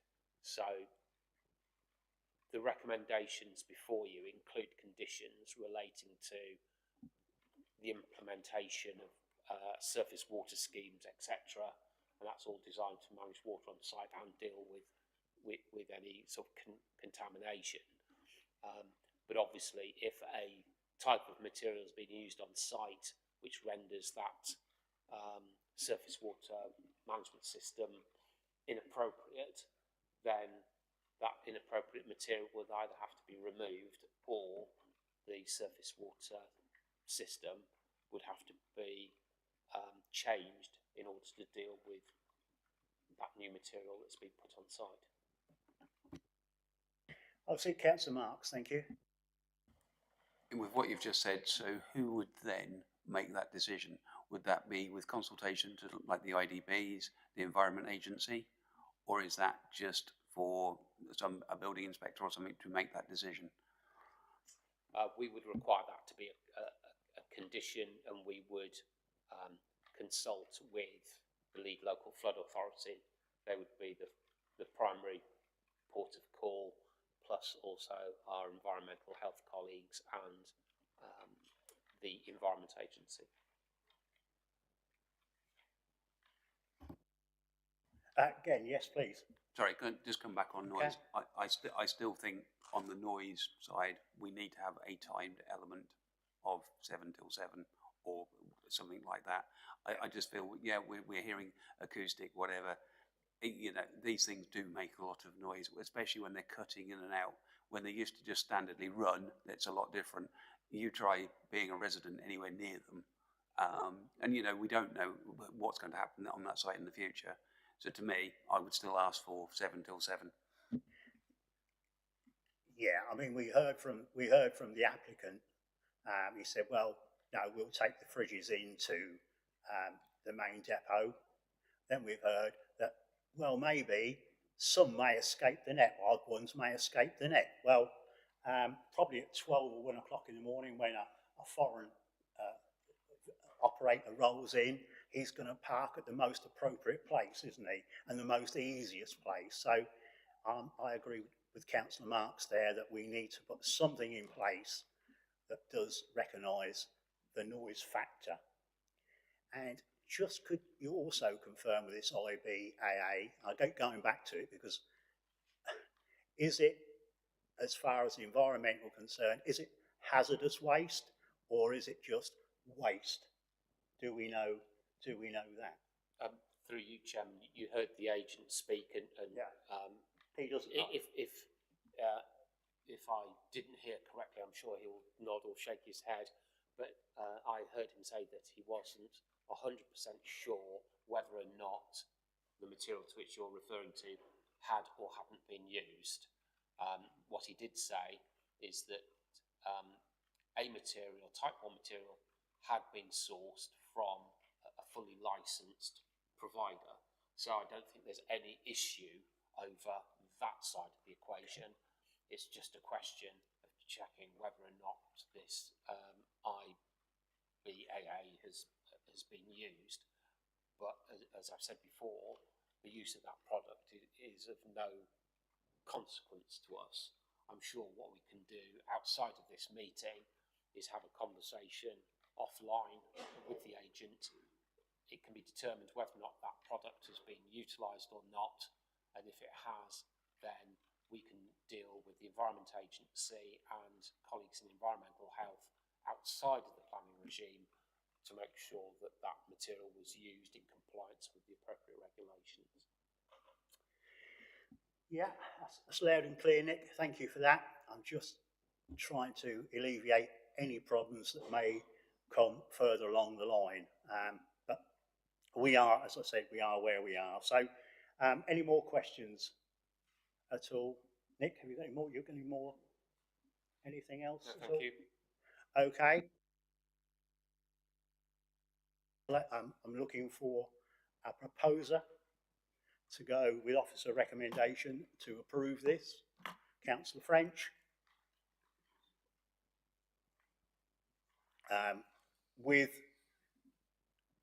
I would like to see Councillor Marks' conditions from 7 to 7 on fridges being in situ on that piece of land, the hours from 7 o'clock till 7 o'clock.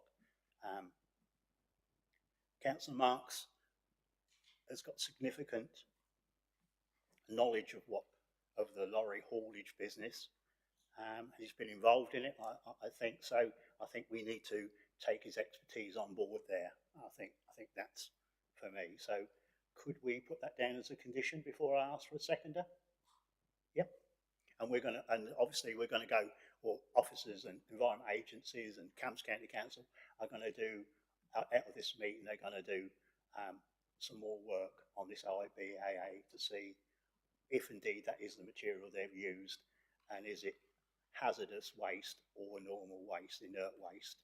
So that with that, so Councillor French a couple of minutes ago proposed that we approve this application. Have I got a seconder? Councillor Marks.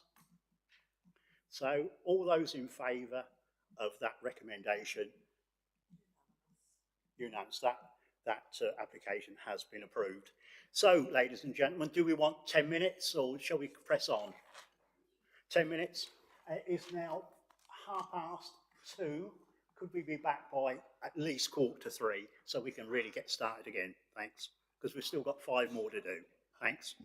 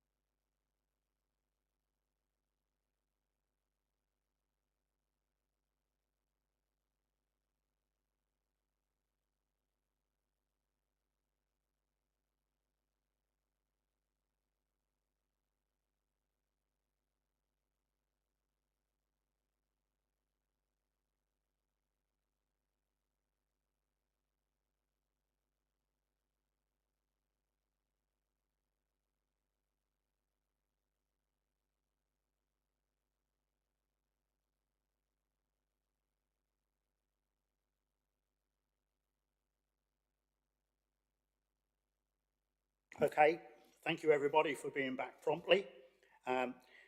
Without further ado, I'll now hand over to Nikki Carter to present FYR 220943.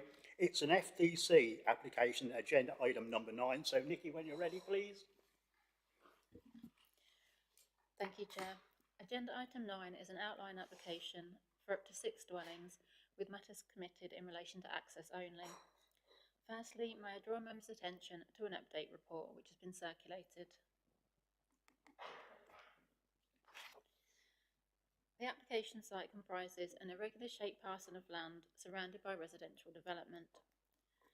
The northerly section is a former garage site which has since been cleared of structures and is accessed from Grounds Avenue via narrow tarmac access.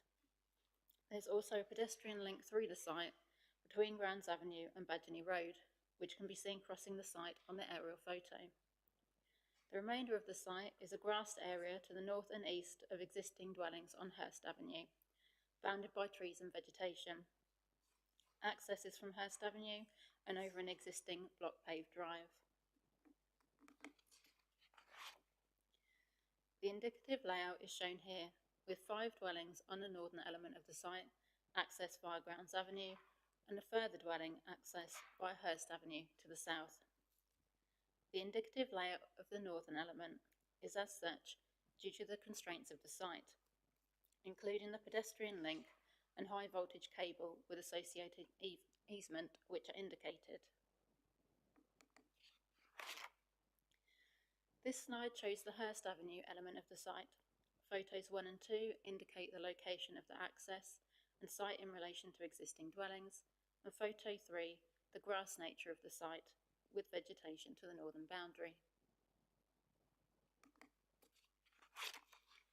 This slide shows the Grounds Avenue element of the site. Photo 4 shows the location of the access to the site between existing dwellings, viewed from Grounds Avenue, and photo 5, the access and pedestrian link from within the site. Photos 6 and 7 show the existing nature of the site surrounded by dwellings.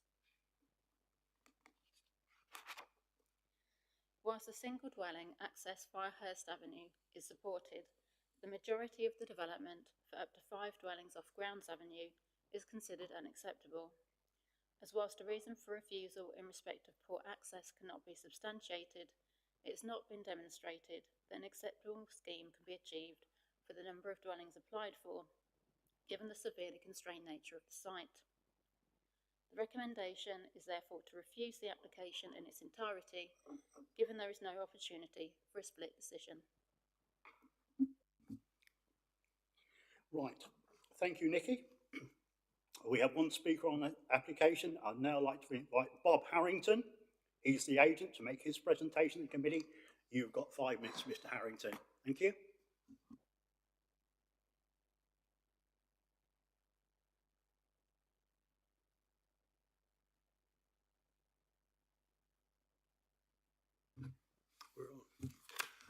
Members of the committee, I'm sure you've all read and considered the officer's report for this application, so I'll not simply reiterate the various issues it discusses, but instead use my limited time to address the recommended reason for refusal. The site we're considering today is one that has previously been developed with about 40 garages that served the surrounding houses, all accessed from Grounds Avenue.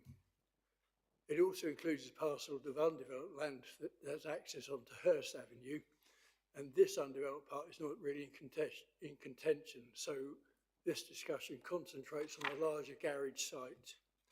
The garages were demolished some time ago, so the land now sits in a derelict state surrounded by housing that is all occupied. And the site is in desperate need of some attention to bring it back to use and to improve the environment of the people living close by and in this part of the town.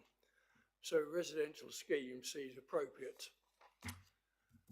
The outline application was submitted to council some time ago, and since then we have worked with the planning officer to overcome the concerns identified by the various statutory consultees to demonstrate that the site is capable of redevelopment with a residential use and can make a positive contribution to this area and go some way to working to overcome the current housing shortage. You will have read the officer's report and noted that the single reason for recommending refusal is the contention that the layout of the site and design of development are not acceptable, and as such demonstrates the site cannot be redeveloped with 6 dwellings. At this point, I would respectfully remind the committee that the application before you is an outline application for up to 6 dwellings, and that all matters relating to design are reserved, except the question of access, which has been resolved. So the terms of the application are satisfied. The questions of design, siting and materials would all be dealt with in a reserved matter application subsequent to an outline approval. The application was supported by a layout showing how 6 dwellings could be accommodated but the plan was purely indicative. No details of any dwellings were submitted, and the question of design has not been part of any negotiations with the planning officer. There are no designs for the houses. So I suggest that the grounds for refusal as set out in the officer's report are erroneous, do not relate to the terms of the outline application as submitted, which seeks approval only for the principle of development of up to 6 dwellings. This seems a reasonable position considering that the site is within an existing residential part of the town and the site was previously developed. It's also worth noting that the site is about 0.55 acres in size, so 6 dwellings would equate to a density of about 11 dwellings per acre, consistent with the surrounding areas. We do recognise the issues of density and layout and design, hence the reason that when the application was made, it was made for up to 6 dwellings, not a precise number. Can I ask the committee therefore to consider the application in terms of the way it was submitted, that is, as an outline application with all matters of siting, design and external appearance to be dealt with via a reserved matter application? Thank you. Yeah, thank you, Mr. Harrington. Members, questions to Mr. Harrington? Councillor French, thank you. Yes, thank you. You did actually partially answer the question. You said up to 6. It doesn't mean to say you're going to apply if it is approved. That it would definitely be 6. It could be 4. It could be 5. So it's up to. Yes. Okay, that's fine. I'm glad you clarified that. Okay, Councillor Marks, thank you. Thank you. Could you just clarify, at the top, middle along, is that a footpath that takes you back out onto Top Road? I couldn't quite work that out. I went and had in the dark. So originally, there was the garages out there for the houses. Yep, So the access for the garages, which comes off of Grounds Avenue, goes diagonally across. Yep. That's both a footpath and a vehicular right of way. And then to going out onto the top further road there. Back up to the main road. And that's now a footpath. From that point onwards, it's a footpath ostensibly, but I don't know whether the vehicle part extends. But it's a footpath. Great, thank you. Councillor Pividon, please, thank you. Just a quick question. How many similar developments in the area, if there are, that have the same access restrictions that are here? The size of the access to the site? Size of it? Yeah. It's about 3 metres wide, and the narrow part is about 3 metres wide, 12 metres long. Okay. Are there similar developments in the area with the same access? Yeah. There are. Yeah. Thank you. Okay. Anybody else got any? Just for the record, before we go, Councillor Benny has left the table and he's sitting in the on the outer ring of the chamber. Thank you. Any more questions? Sorry, any more questions at all? No. Thank you very much. Excellent. Thank you. Members, questions to officers.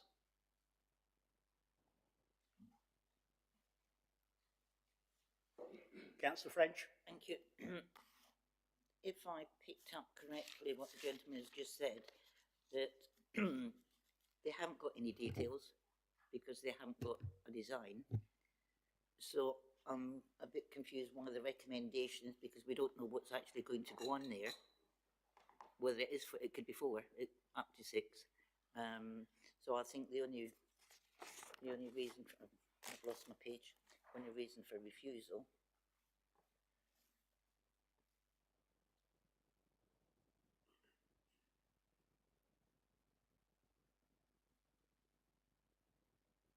Yeah, so how do we know it's going to be high quality, safe environment when we don't actually know, bearing in mind it's only outline? So I just question that. Through you, Chairman, when we get an application in outline and it has an up to figure in terms of the number of dwellings, we look at it quite appropriately as to whether or not there's a realistic prospect of 6 houses being accommodated on that site. We always look at the higher figure, and in this case, we don't think that you could get 6 dwellings on there with an appropriate juxtaposition with each other, adjacent land uses, so on and so forth. We've got no worries over the principle of development. It's a brownfield site in a residential area. The access, both access points have previously been used as access points. They're lawful. So whilst certainly in the case of the Grounds Avenue access, it falls well below modern standards, at the end of the day, its current lawful use is a car park for 40 dwellings, for 40 cars, and there's nothing we can do about that. So that's a given. But as a group of officers, we do have concerns that in terms of that northern section of the site, we just don't think you could reasonably get 5 properties on there. A lesser number, we'd be comfortable with that, but 5, no. Thank you, Chairman. Yeah, thank you. Any more questions from officers at all? Can't see any. No. Okay, no burning desire. So I'm going to ask to go into debate. So anybody who'd like to kick this debate off? Councillor French, and I'll come in after you. Thank you. Thank you. Yeah, I do know this site exceptionally well. It's part of my county council division. It is a site, it's a brownfield site to start with. Something needs to be done with it. Quite often it's a dumping ground for fly tipping, etc. I can't argue or discuss whether we can get 6 in there. I think this is an outline planning permission, so we won't know until our reserved matter application comes in. But I think that I would support this application, and I'm going to cite LP5 housing needs. I don't know if anybody's aware, but we've got over 3,000 people waiting on the waiting list, and we're desperate for homes. So that's all I'm going to say at this time. LP7 makes efficient use of land as well. Yeah, just make a note of those, Councillor French. So if I'll suggest Councillor Marks, then I'll come in when nobody else wants to speak, I suppose. Thank you. Yeah, we need houses. It's very, very simple. We have a piece of land in the middle of what can only be described as residential area that's sitting there doing nothing. Yeah, one of the accesses isn't great, but as we've already heard, 40 cars, the likelihood is, even if we get 6 on there, 2 cars per household, we're going to have less vehicles going up and down there. I was thinking about just that 12, we understand it's just 12 metres by 3. Previously, Councillor French and yourself were here when we did the dairy yard at Meany. We had 9 properties there plus a business, and the roadway there was 2.5 metres, and it was almost 35 metres long as an access. So I don't really see that's going to cause an issue. Equally, where it's placed, its likelihood is going to be families. There's a footpath. People are going to be walking into town or walking from that. We just need that. And equally, looking at the size of housing that we're saying being proposed, we don't know what size they're going to be. I mean, I'm sort of these groups that you actually see the size of houses, which are small starter type properties, which are a lot smaller. So yeah, probably we can get 6 on there, and it will give somebody a start. So for me personally, yes, I will be supporting this application.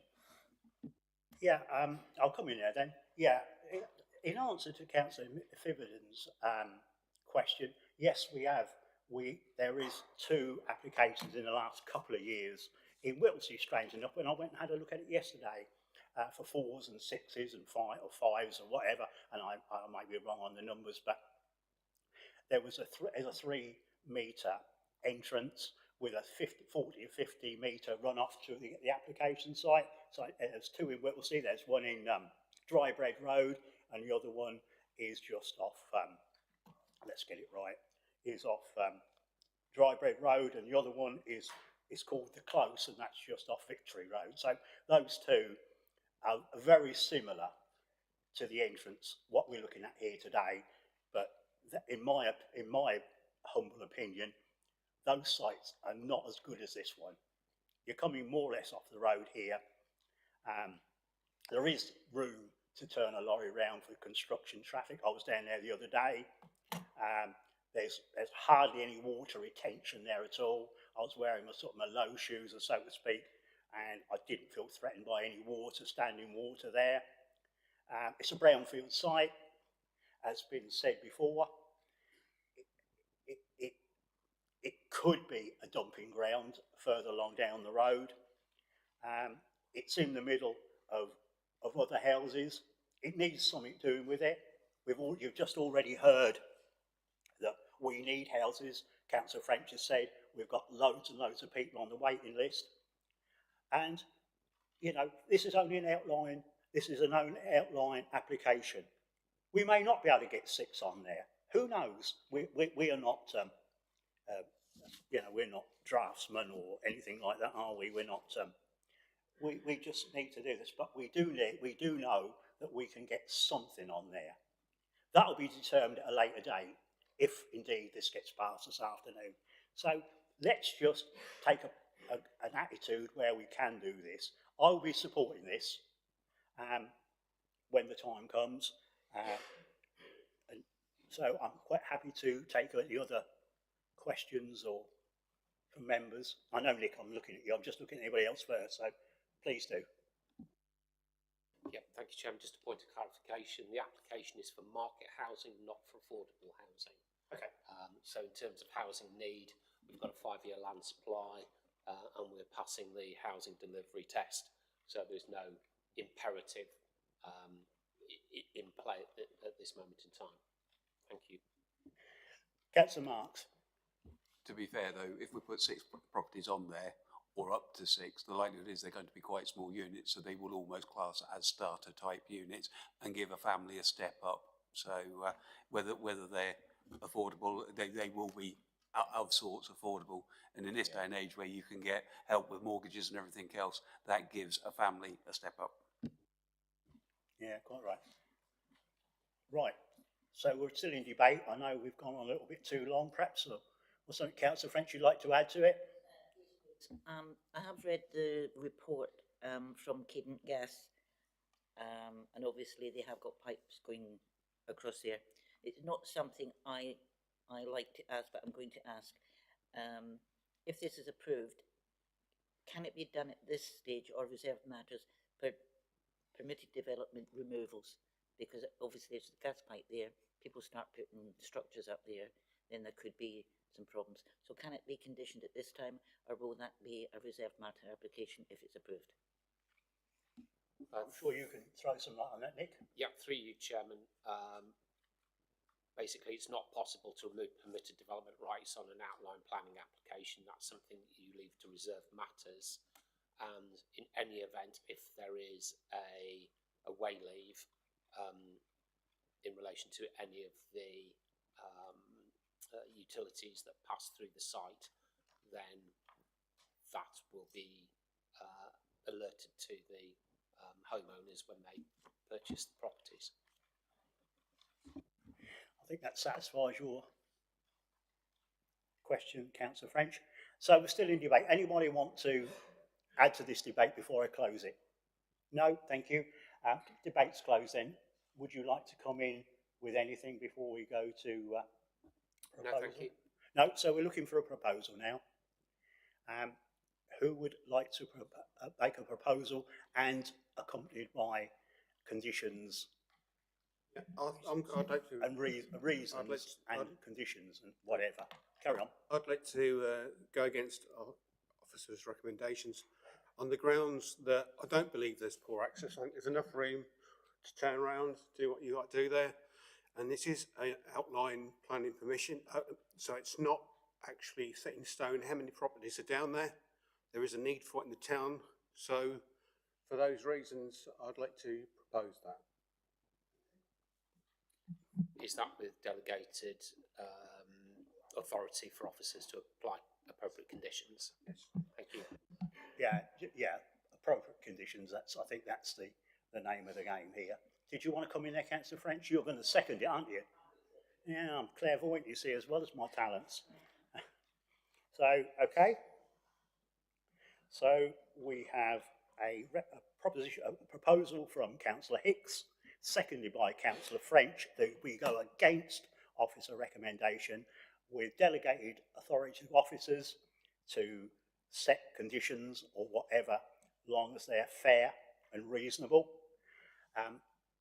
To go against officer recommendation to approve this with the conditions as said before, can I have a show of hands on that proposal, please? So with that application has been approved. Thank you. Is that enough reasons? Yeah, I know you've got the mayor. Do you want some? I think that's enough reasons, No, Councillor French. We want to be home for a tea, don't we?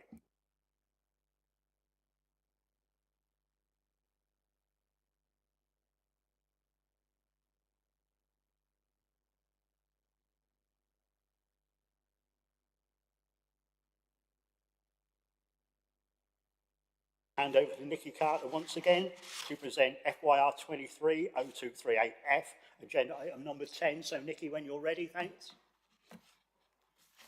Thank you, Chair. Agenda item 10 is a full application for a single-storey 5-bed dwelling and detached garage involving the demolition of the existing dwelling and outbuildings. Firstly, may I draw members' attention to an update report which has been circulated. The application site is indicated in red on the location plan and aerial photo. It's located on the southern side of Wimlington Road and consists of a small cottage towards the front of the site and a range of outbuildings, many of which are in poor condition. And the land to the rear is somewhat overgrown and wraps around the rear boundary of 14 Wimlington Road to the west.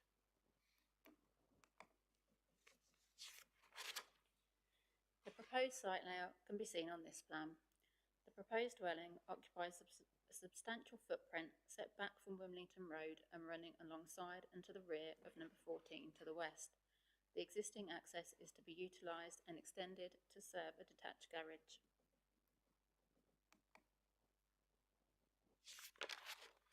A proposed street scene, elevations and floor plans can be seen on this slide.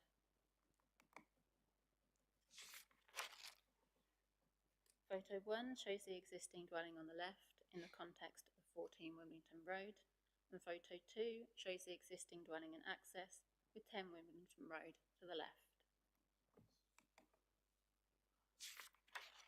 Photos 3 to 5 show the range of buildings attached to the existing cottage, which are not considered comparable in scale to the proposal.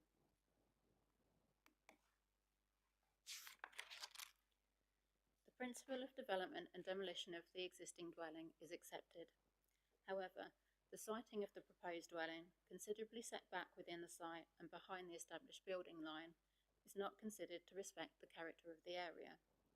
Furthermore, the proposal, by virtue of its scale, would result in overdevelopment of the site, surround and enclose much of the garden of 14 Wimlington Road, impacting on its residential amenity, and be at odds with the surrounding pattern of development, adversely impacting local character.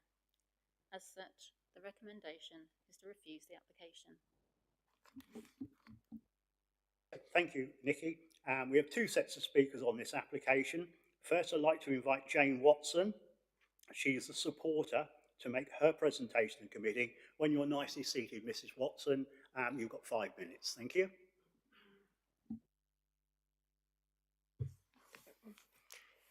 Okay, I live at number 10 Wimbledon Road, so an immediate neighbour. We do not consider it to be an overdevelopment of the plot.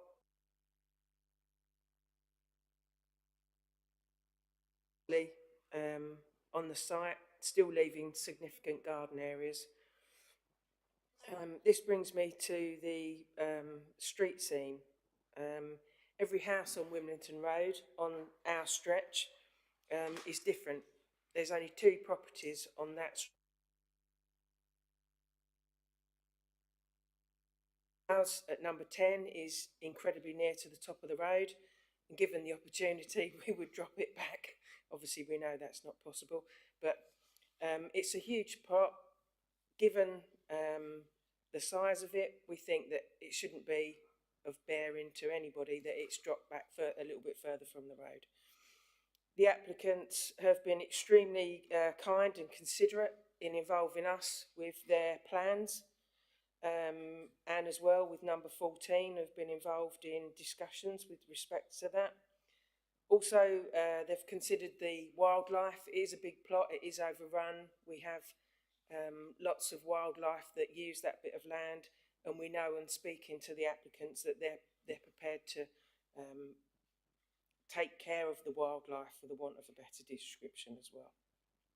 We've absolutely no concerns or issues, and hopefully today you can give permission for this to be a lovely family home on a nice plot in Doddington. Thank you for your time. Yeah, thank you very much. Would you probably like, stay there. Thank you very much. I was just going on to say, questions, clarifications to Mrs. Watson, please. You've got away with that lightly, haven't you? So thank you very much. Members, questions to officers? Oh, sorry. Oh, goodness me. We've got another speaker, and I'm getting carried away. Ian Gowler, he's the agent. Sorry about that, Ian. You know, you've got 5 minutes. Thank you. Thank you, everyone, for your time this afternoon. As you've seen on site, the existing cottage is really not fit for habitation anymore, unfortunately. I don't think there's nothing against the principle of demolishing it within the officer's report, so that's kind of accepted. Regarding the overdevelopment concern, actually, there's not a slide up. First one, perfect, thanks. Yeah, regarding overdevelopment concern, the slide behind shows the site as existing, and then the inset is basically showing a highlighted area of outbuildings, which was shown in the photos that was presented a few minutes ago. As you can see, that there's quite a large area of those outbuildings, although they're not as comparable size to what we're proposed. There is still obviously an established buildings in the area we're looking to put the dwelling. Just in some numbers, the existing footprint area of buildings on the site is currently approximately 440 square metres. Our new dwelling is 468 square metres plus the garage. So it's the actual dwelling where the existing buildings are is only a modest increase in footprint. Second slide, please. This second slide, as can be seen on the right-hand picture on the slide, we've superimposed the new dwelling over the top of an aerial photo. The left-hand image is as it is existing. The development only equates to around 11% of the overall plot. As you can see, the new dwelling is proposed right at the top near the road. The whole garden stretches a long way back down towards the hedges on the bottom of the image. In the officer report, item 10.12, it's acknowledged that there's no uniformity in terms of building footprints. Many neighbouring properties do appear as modest forms of development with simple footprints and comfortably within their boundaries.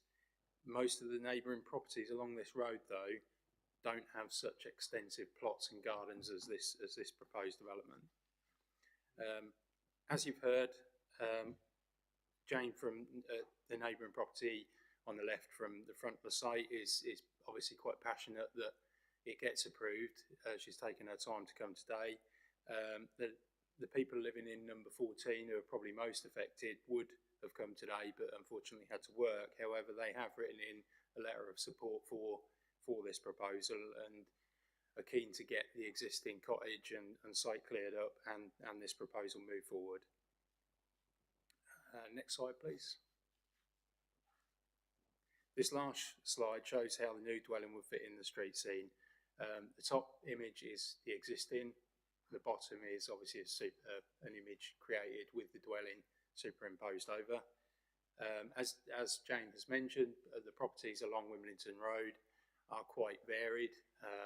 The grey cottage is number 10, which is set quite forward. Other properties vary in their setback from the roads along there, and we feel that it wouldn't be a negative thing that this property is set back. We think actually the design of the property complements the street scene and works with the number 14 bungalow that's existing. One of the things, I'm not preempting where this discussion will go, but the applicant's daughter lives about 4 doors along the road, so they'd be more than happy to have wheel washing or road cleaning or anything that you need in terms of construction management plan, because obviously her daughter lives just up the road. We'd like to thank members this afternoon and hope they support the application. Yeah, thank you, Mr. Gowler. Members, questions, clarifications from Mr. Gowler? No burning desire to. Thank you very much. Now we'll come to questions for officers, please. Members, questions to officers at all? No, thank you. All right. So, thank you, everybody. I'd now like to invite members to debate the item in respect of the material planning considerations relevant to the application. If you'd like to speak, raise your hand. Councillor Benny, thank you. Thank you, Chairman. I look at this, I think this is an excellent application. It may be large in scale, but percentages don't mean anything when you're taking one down and putting one up. It's what's there. LP12 and LP16, both very subjective policies. One man's meat's another man's poison kind of thing. I think this is a fantastic application. I will be supporting this afternoon. Unless somebody finds something else in here, I really don't see the point of debating this one for long. This just screams past me, to me. If anybody has a difference of opinion, I'm glad to hear it. But I just think this is a good proposal. I don't agree with this. Oh, it's too big, it's not in keeping. Every single individual plot that is built on adds its own character to an area. So to me, this deserves support. Yeah, I mean, I'll carry on from what Councillor Benny said there. I mean, obviously, I know this area very well. I used to live in Doddington up to a few years ago. I've walked this area when I've been canvassing, and this will only add benefit to the street scene. I can't see any reason why one wouldn't support this, members. In fact, it's so nice I wouldn't mind even coming back and there living myself in a place like that. Perhaps couldn't afford it now, but whatever. But this is only a plus. So I shall be supporting this application unless a rabbit's pulled out the hat, as Councillor Benny said. That's me. Thank you. Councillor Marks. Again, I will be supporting this. I drive that piece of road most days. You look at what they're removing, it's a bit of an eyesore. The street scene at the front is not really going to change. It's going to enhance the street scene. What's behind it, you can't see. Yes, it may be a bit bigger. It may not be in line, but nothing along there is built in a building line that I can see. It's very higgledy-piggledy as you go along. Quite honestly, yeah, I'm very happy to support this. Thank you, Councillor Marks. Councillor French, thank you. Yeah, yeah, I do agree. I mean, the recommended refusal is LP16 of D would be in conflict. Well, I'm sorry, I think that actually D makes a positive contribution to the local distinctiveness of the area. Marks? Just going back on that point, so conflict, you could actually say the shed beside it is in conflict with the rest of the property along there. We're a Fenland, it's a Fenland typical village, built on roadside, built back. No, I'm sorry, I really do support this. And it's nice to hear that both neighbours are in support as well. Yeah, I mean, you very rarely get that, don't you, really? Yeah, but, yeah, and that's, you know, and that's a really, really plus for me. So we would like to hear that more often on committee, wouldn't we? That I'm certain. So we're still in debate. Anybody wants to add to it? I think I've got a steer where this is going to go. Councillor French, are you looking to speak, or are you flicking through your book? Looking through your book, and so you should.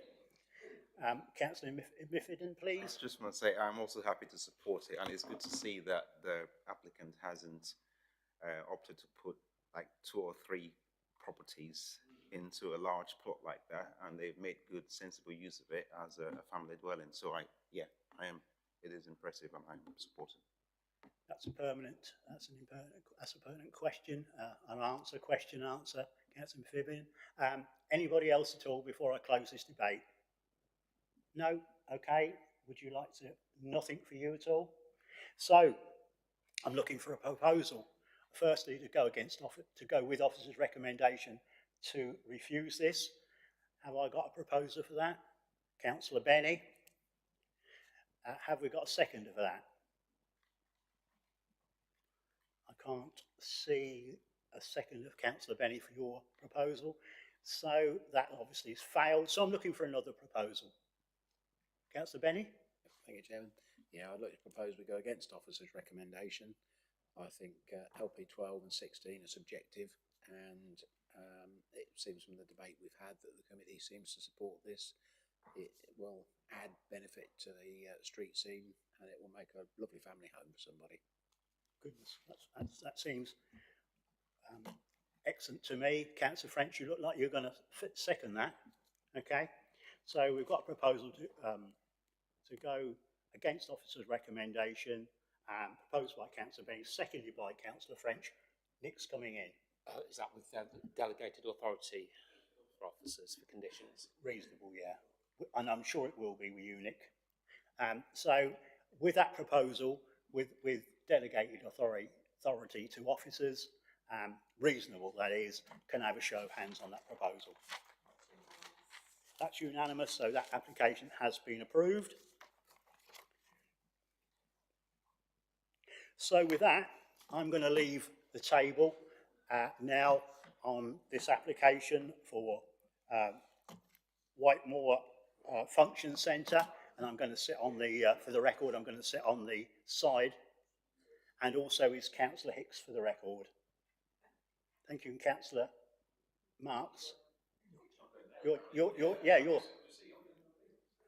Yeah, we're quorum, yeah, still quorum.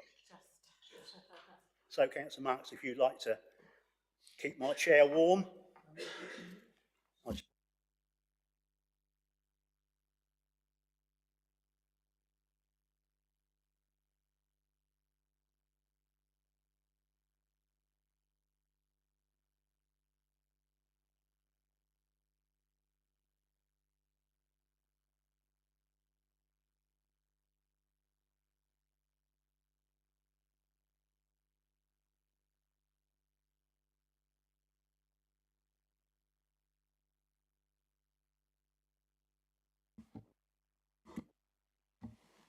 Thank you. I will now hand over to Nick Harding to present FYR 23-0340/F, agenda item number 14. Number 11. Thank you very much, Chairman. The application site is edged red on the plan on the left and on the aerial photo on the right-hand side. It's a site located in Whitesmoor Road, some way distance from the settlement of March. It's a former function room that was used for social events in the past, but hasn't been in use for a good number of years now. It's a full application for the demolition of the function room and the erection of a single dwelling which is two-storey in nature, 4-bedroom, with a 2-bay detached garage with an attached single bay additional garage facility, a carport are the words that were evading me just there, sorry, Chairman. So here is the proposed layout. As you can see, it's on a par in terms of its positioning with adjacent development, so we've got no concerns in relation to that.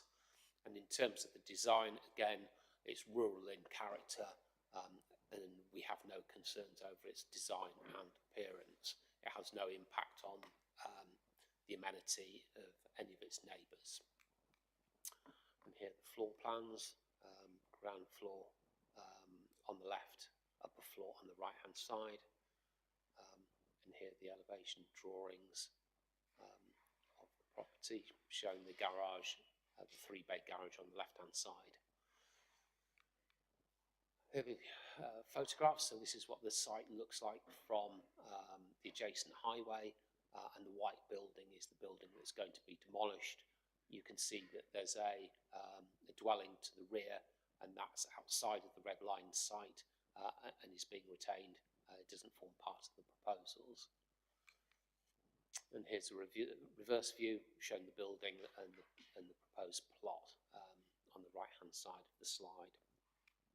So the key thing in relation to this development proposal is that it's located in an elsewhere location, because it's sited outside of any settlement identified in your adopted local plan.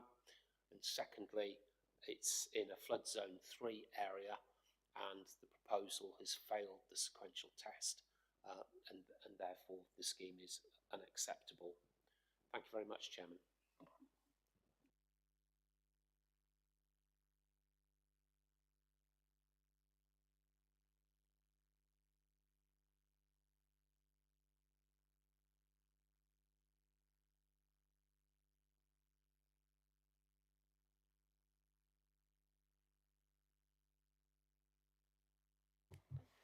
Good afternoon, and thank you very much for giving me the opportunity to speak with yourselves. I don't know what procedure, how things are going to take shape, and I'm a bit nervous about the whole thing. I'm basically a layman. I purchased this property some time ago, run it as a function centre, business declined, and they had to close down. The building has deteriorated, and just looking at the pictures that you've got there, the building is in much worse condition than that. It's actually been subject to arson, and a third of the building has been burnt down. It's actually a total mess, the site is. I tried to do other commercial things with it, made inquiries, tried to sell it, and they all amounted to nothing. I had a few inquiries, but nothing ever came of it. So I'm actually very frustrated and don't know what to do with my property. So I thought the best way forward is to go for residential planning. Ideally, I wanted to have about 6 units to make opportunities for 6 families to live there. The site's big enough because it used to be a function centre, and there was a large car park. Coaches used to come in and for functions, etc. So the site is actually quite large. So basically, my architect suggested that having 6 small units would not be acceptable. It'd fail. We stand more of a chance if you just go for one single dwelling on a large plot. So with very limited options, I decided to go ahead with that. And so I've got one 4-bedroom detached house with a double garage. It's consistent with the next door neighbour's property. They've got the same sort of thing. They've got I've actually got a copy of I'm duplicating roughly what they've got on their site already. Now the problem is, because mine's commercial, it's for some reason the Fenland Council aren't really prepared to sort of like allow me residential, and but the neighbours, they actually got it. They knocked down their house because it was a house there already. They could replace it with another house, so that was fine. I've got the ecology thing done, and result is there's no danger to wildlife. The environmental agency were quite happy. They actually said there's other objections to this planning application, as long as I take into account that it's in a flood zone 3 and you make allowances for that, things like mezzanine flooring and stuff like that, it shouldn't be a problem. And there's no detrimental effect on the air quality. There's no parking issues at all. The plot's large enough, there's turning circles, unloading and loading of vehicles shouldn't be a problem. If you were to grant planning permission, I'd make sure that, there's no need for parking on the road. There's off-road parking on the site itself. I'd have washing facilities to make sure the roads aren't muddy. I'll comply with all the conditions that would be necessary to build a four-bedroom property. I'm just hoping that I'm not actually offending any neighbours as such. The plot's big enough. It shouldn't affect anyone else, and it's an unused site for 11 years. I think it makes sense to get rid of this eyesore, horrible, nasty building at the moment, which has got, I think it's poorly constructed. It just really needs to be demolished and replaced with something decent, and it will be in line with the rest of the street and it'll be lined with trees, etc. So I think I'm going to improve the situation rather than make it worse. So I'm hoping, based on that, that you look at the situation compassionately and grant me planning, please. Thank you. Thank you, Mr. Khan. I'd now like to invite members to put questions to Mr. Khan. If you would like to ask a question, please could you raise your hand? Hi, Mr. Khan. Two questions. How you said you had it? It's subject. It was partly burned down, arson attack, you said. Yeah. How long did you have it on the market for? That's my first question. Right. And secondly, if you do get planning and you develop the site, what is your plans with that? Are you going to sell on the open market, or are you going to live there yourself? Thank you. No, I won't be living. First of all, the first part of your question was, it was on the market for 1.5 years, and I didn't realise, but on this particular site, there's actually a mobile home there. Mr. and Mrs. Fisher live there. They're an elderly couple, and they're the ones that sold me the plot in the first place. Okay, and for some reason, while it was on the market, when people used to go to visit the property, the responses always came back very, very negative. And apparently, I think, I don't know this for definite, I don't want to say anything out of turn here, but I think they were hoping to, they seem to be putting the buyers off, or any potential applicants off. And then they offered me 15% of what I paid for the place if I wanted to sell. You know, they would be prepared to buy it off from me. Well, I couldn't afford to sell it for, like 15% of what I paid for it. 15%, yeah. Well, if I want the actual figures, I bought it for 200,000. They offered me 30,000, to take it off my hands, basically. And the other thing is, to get into the site, there's a gate, and the gate's controlled by Mr. and Mrs. Fisher because they live there. I don't live there. I live in Luton. Okay, so I have to sort of travel up, and when it was running as a function centre, I used to come up every weekend, but since it's been like derelict or whatever, there's no real need for me to go up there, and so I haven't been up there for a while. And it was on the market for about 1 year, 1.5 years. This is going back about 5-6 years ago. Then the other thing is the whole concept of having a function centre. In Luton, for example, marriage halls are highly in demand. Had this property been in Luton, I'd be doing very, very well, thank you very much, out of this property, because there's a lot of demand for it. But it's a bit too far to ship people by coach to come over to March to have avoiding. It's just a bit too far for it. So I really didn't have many options there at all. I mean, I like the land to be used properly. It shouldn't be lying derelict. Something should happen with it constructively, something that should be useful. I went to Fenland Council and said, look, please, if there's anything you want to do with my land, COVID, you want to use it as a COVID centre to vaccinate people and stuff like that. I tried everything, okay, but this now you have to go through planning, you have to do this, you have to do that, and so I've been hitting a brick wall everywhere I've gone. Thank you. Can we keep to the questions, please? Right, okay.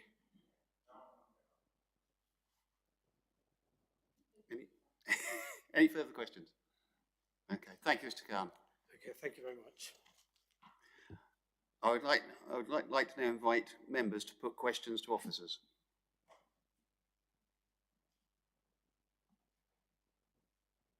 No questions for officers. Okay. Thank you, everyone. I would like now to invite members to debate the item in respect of the material planning considerations relevant to the application. If you would like to speak, please raise your hand. Councillor French. Thank you, Chairman. I know this site exceptionally well. When my kids were young, they used to go down there. They used to have discos, etc., and it was a very, very well used function room for many years. Unfortunately, I think the last time there was a very large function down there was in 2001-2 when we had the tsunami, and we had a very large fundraising down there. And to be honest, I don't think it's been used really since there, certainly last 15 years. It is a brownfield site. It is an absolute eyesore, and it wants demolishing. And I think what we've seen on a planning application would actually enhance the area. I'm not going to discuss the mobile home, Mr. and Mrs. Fisher. They've been there for many, many years, and there was a civil dispute going on back 20 years ago. So it's not something we can get involved with. But I think it is a site that wants demolishing. And if you drive down Whitemore Road, there are other brand new properties there.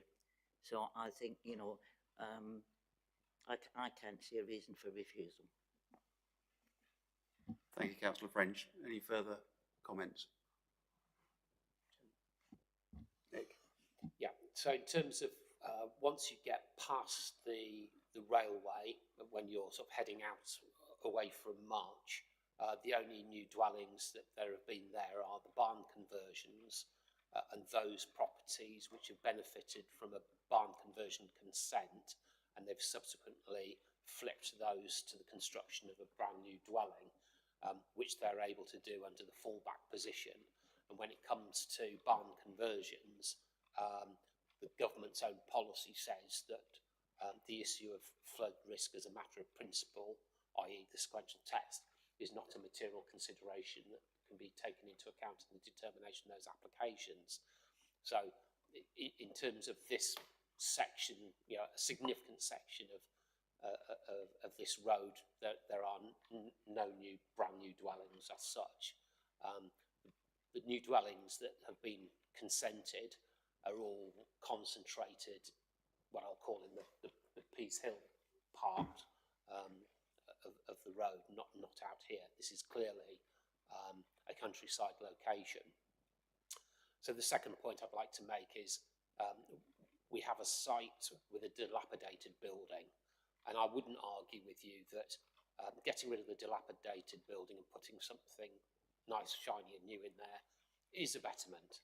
However, we shouldn't, you know, the problem is that you're potentially encouraging people not to look after their property to the degree that they should, and they're hoping that committee will be, and officers will be sympathetic to the fact that they've run a place down and are wanting to replace it with something else which is contrary to policy.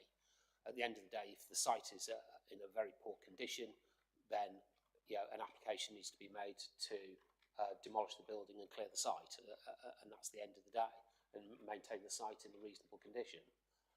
That's technically what should happen, Chairman. Thank you. Thank you. Can you just clarify something? If that had come to us as, because it you could loosely describe that as a barn, would that have got more favour? Instead of demolishing it, say it was a barn conversion, you could clarify in the fence that is almost a barn in some places, and certainly I know of other applications that are coming through in the reservoir area that people are saying are barns, which are 4 poles. You know, I'm just wondering, would that have got further through? No, because it's not in agricultural use and hasn't been. So it would never qualify to be considered under the Part Q prior notification route. Okay, thank you. Any further? Yeah, I was going to say it's not a barn, but if you ever were inside, you would think it was a barn. Okay. Councillor Benny. Yeah, I mean, this barn conversion and agricultural buildings, to me, it's outdated. Businesses are businesses. Agriculture seems to get special treatment around here, It's not a big employer. It's big business, but it runs on subsidies. Businesses that have to stand on their own don't get the support that farming does, and I don't see why farming should be treated in any other way myself. But there we are. We are where we are. As a building, I do know where this is. It needs something doing with it, and we have this nearly every week at planning committee that we have property that we look at, and as committee members, we make a decision on. This will be a democratic decision, same as every other one that we do. To put a house on there, it's flood zone 3, but so is all of Benwick, so is all of Turves, so is Wisbeach, and you can build there, as we've said many times before. You mitigate against the risk, and it doesn't. We did in Maney, down Furrow Fen Drove, I think the land was built up 2 metres for that one. And when you go down there today, Mr. Hawes' building looks absolutely lovely, and you wouldn't know that the land's been built up. So, putting a house on here, sometimes there is public benefit in this, and if we don't do something with this, and I know it's not really a planning reason, but if you don't do something with it, it will just get worse and worse and worse, and then you end up with problems with these kind of buildings. Where else do you build big houses? You don't build them on Grounds Avenue in March. They don't fit, they don't work. They fit and they work in this kind of location.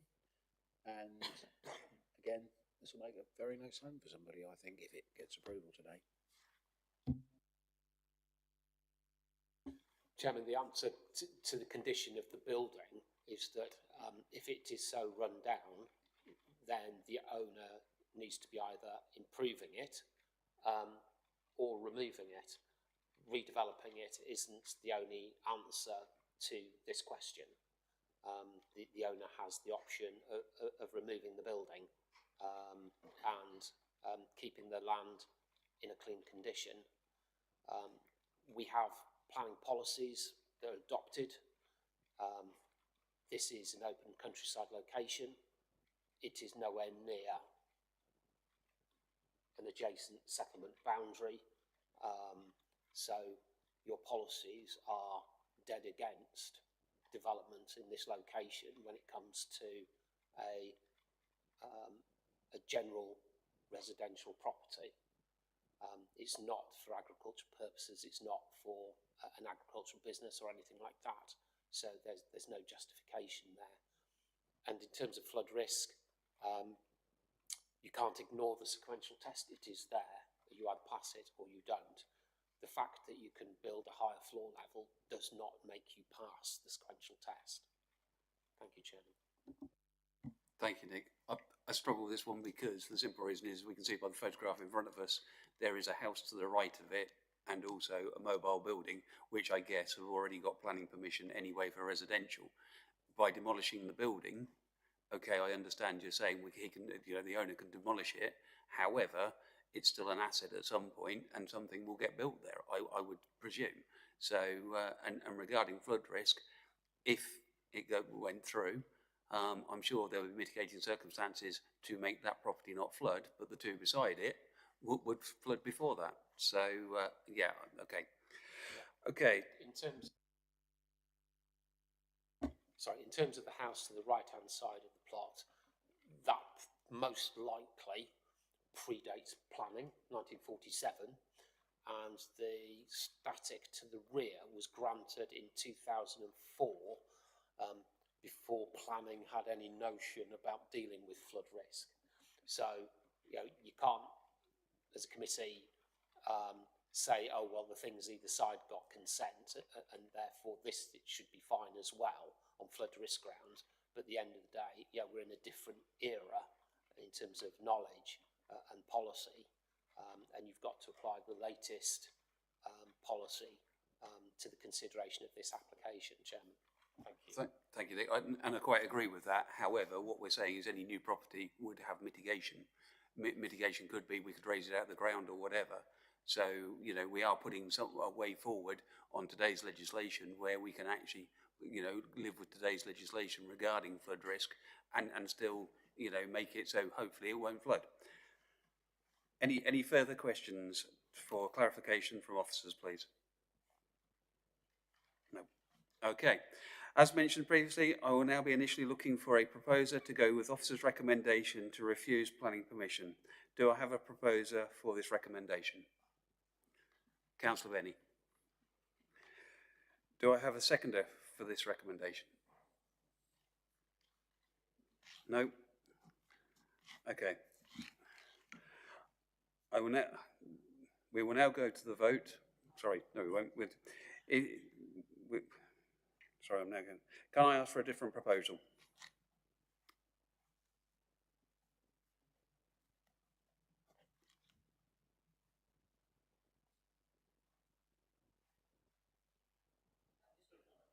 That's fine.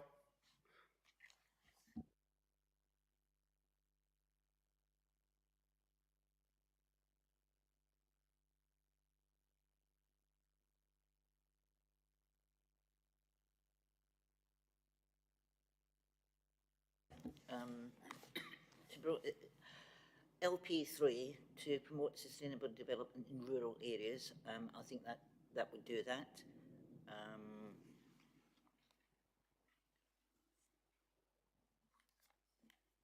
LP12, come on, Mr. Benny, LP12.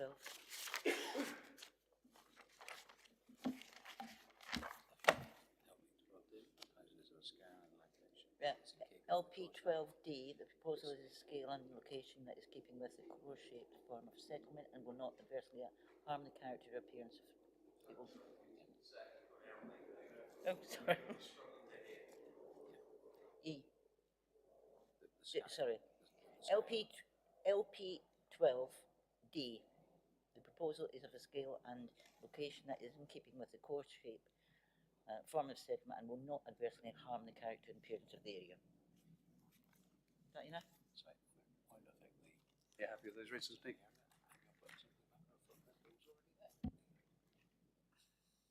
So, refusal reason.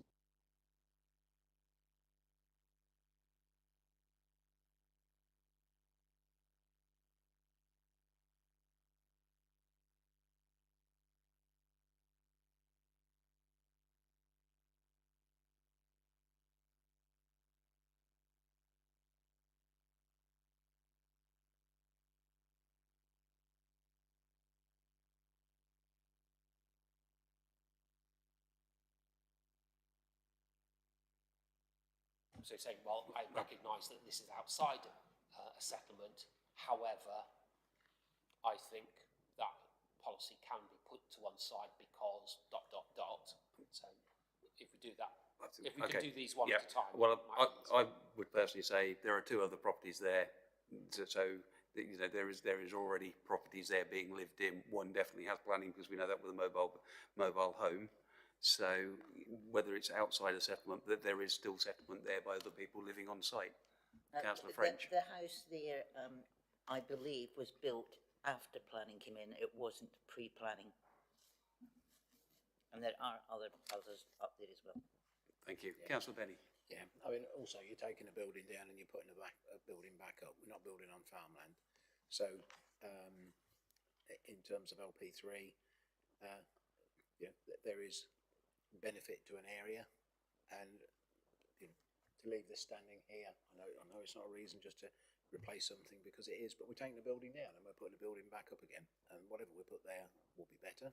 It will be better protected from flooding because of mitigation measures, and to me it's a good application, a solid application.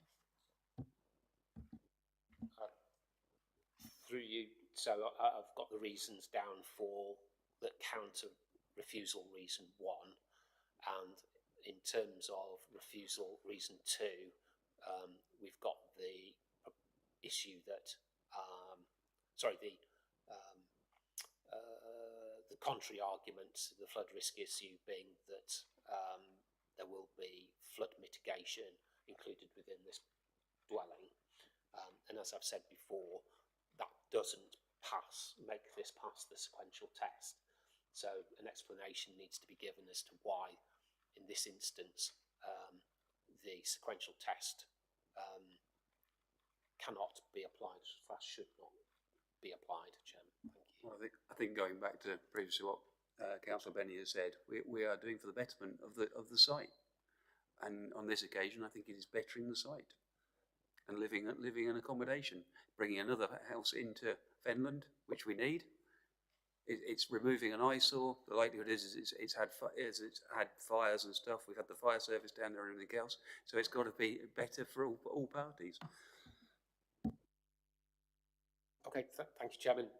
Just from my own professional point of view, I think that reason is weak, but I recognise that committee may wish to proceed on that basis, which you're entitled to do. Thank you. Thank you, and I think we will, if everybody's in agreement. Okay, thank you. As the proposal is against officer's recommendation, you need to provide reasons, which we've just done. Do I have a seconder for the proposal? Councillor French. We will now go to the vote. If you support the new proposal, proposed. Sorry, let's start again. Do I have a seconder for the proposal as well? Sydney, thank you. And is that with the application of conditions delegated to officers? Yes.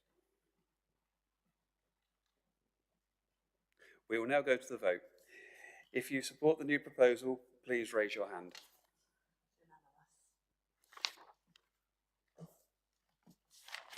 Thank you. That's now approved. Thank you.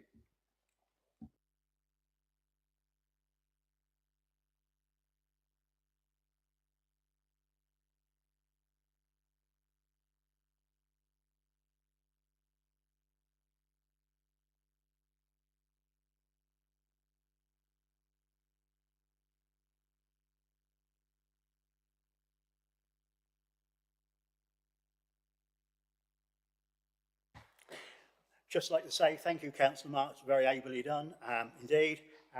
So now we'll hand over to Nick to present FYR 230616F, agenda item number 12. So Nick, when you're ready, please. Thank you. Very much, Chairman. We've got a planning application. It's a full application to erect a two. Are you sure? Yeah. Mr. Chairman, I think Councillor Hicks wants to say something. This is the one I was. Could you pop your microphone on? I'd like to declare I'd like to set out this application, please. You set out the wrong one. Yeah. Well, these things happen. They do indeed. So if you just like to just leave the table, and that's not to worry. Thanks. Okay. Well, let's carry on. Sorry, Nick. So this is a full application to construct a Part 2 and Part single-storey block, and it's 3 one-bed flats, and it's located to the rear of some existing properties in Tinkers Drove. The extent of the application is shown on the red edge on the plan on the left-hand side and on the aerial photo on the right. As you can see, there's no vehicular access to the site. There is a footway that runs to the rear of the garage blocks, shown in red, to the north of the site. So the site, in essence, is the green area with the building in the middle, and you've got a footway link that goes from that garage block through to Tinkers Drove, and this shows the relationship of the proposed flats to the existing dwellings in the area. These are the elevation drawings and floor plans of the proposal. Again, further floor plans. Street scene. And these are the site photographs. So this is taken from Tinkers Drove, looking at the public footway that runs between the houses to the site at the rear. This is the other side, so you've got the garage block that sits to one side of the application site, and the application site is to the left-hand side of the rear of those garage blocks. And then the next slide that focuses in shows the side elevation of the garage block shown on the top slide, with the footway running down the back, with the application site on the left-hand side, where you've got the shrubbery. This is looking down that footway, garage blocks on the right-hand side, with the application site on the left-hand side. And that's the rear of the properties on Tinker's Drove, with the application site on the left-hand side of the picture. And this is taken from the other road, and this is looking, you've got Tinker's Drove to the left-hand side, and then you've got the houses in the centre of the slide, and those face the garage blocks that you saw in the earlier photographs. And again, this is another shot with the application site to the rear of these properties. So, if this works, so this is the application site in here, this is the garage block, that's the footway that runs down, and these are the houses on the last set of slides. So you can see it is quite a dense urban area, and having the development in this location here is going to have an impact on these properties, and some of these properties. So it's for that reason, Chairman, it's for this reason, Chairman, that we're recommending refusal of the application on the grounds of overdevelopment, the impact that it's going to have on 60 Tinker's Drove, 61 to 65 Hollard Avenue, 3 to 9 Godwin Road, and 56 to 58 Tinker's Drove. And we're also recommending refusal on the grounds of lack of parking, because no parking is being provided within the proposed development. Thank you very much, Chairman. Thank you once again, Nick. We have one speaker on this application. I'd like to invite Shana Jackson back again. Of course, she's the agent, to make her presentation to the committee. Again, you've got 5 minutes when you're ready. Thanks.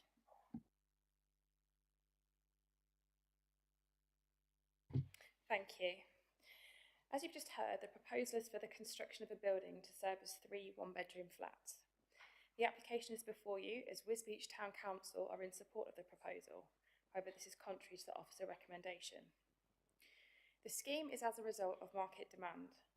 The applicant is a local landlord and developer and is approached continually for one-bed accommodation within Wisbech. He is advised that there are currently no such properties on the market, and he would be able to sell these flats immediately once built.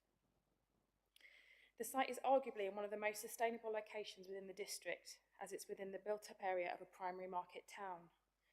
Local residents will have the opportunity to walk or cycle to a range of facilities, including employment, education, health and retail. It's been sensitively designed to resemble a dwelling house rather than a block of flats, and therefore the language of the building is reflective of the surrounding area. There is an example of tandem development on the land to the rear of 1 to 5 Tinker's Drove, which was a scheme won on appeal. The inspector did not consider that the development to the rear of the frontage housing was harmful, and therefore approved a dwelling in a tandem location. I would therefore argue that concerns with backland development cannot be sustained. It is submitted that the proposal is of sufficient distance from the neighbouring properties, being over 16.5 metres from the rear boundaries of the dwellings along Hollard Road, and over 26 metres from their windows, and with existing garages in between. It is at an obscure angle to those along Tinker's Drove. As such, there is no harmful or measurable overlooking or overshadowing. It is important to note that no objections have been received from any of these neighbours. There are no technical issues with the scheme, and the application is before you with support from the Town Council. I would argue that the reasons for refusal are subjective, and that the benefits gained in terms of providing 3 residential units within a sustainable location which could be built and occupied straight away should weigh heavily in support of this application. We've just heard in a previous application today in March that there is a need for small units such as this within the district, and they provide small units for couples to get on the property ladder and within a residential area. and I would therefore respectfully request that planning permission is granted. Thank you. Yeah, thank you very much, Mrs. Jackson. Members, questions, clarifications to Mrs. Jackson? Of course, if you've got any. Councillor Miffidan, please, thank you. Right, Ms. Jackson. Did I hear you correctly? Did you say there are no one-bed units available in Wisbech at the moment? I've been advised by my client that there's nothing available. I know he's approached continually for such type properties. Okay, I've just done a quick look on Zoopla. I actually do live in Wisbech. I'm a property investor myself. I put an offer on 2 one-bed units in town centre 3 weeks ago. Okay. There are one-bed units available. Just to clarify that. And secondly, the developer, did he, or the applicant, did he? Number 56, I believe, was constructed less than a year ago, or around by a year ago. Yes, correct. Okay. Was he the person who built that? Yes. Okay. And also, on number 58, it looks like you're having part of the garden of 58 and trying to incorporate into this new development. Is that right? Yes, that's right. Yeah. Okay. Thank you. Anybody else got any questions? No, nobody. Thank you. Members, questions to officers?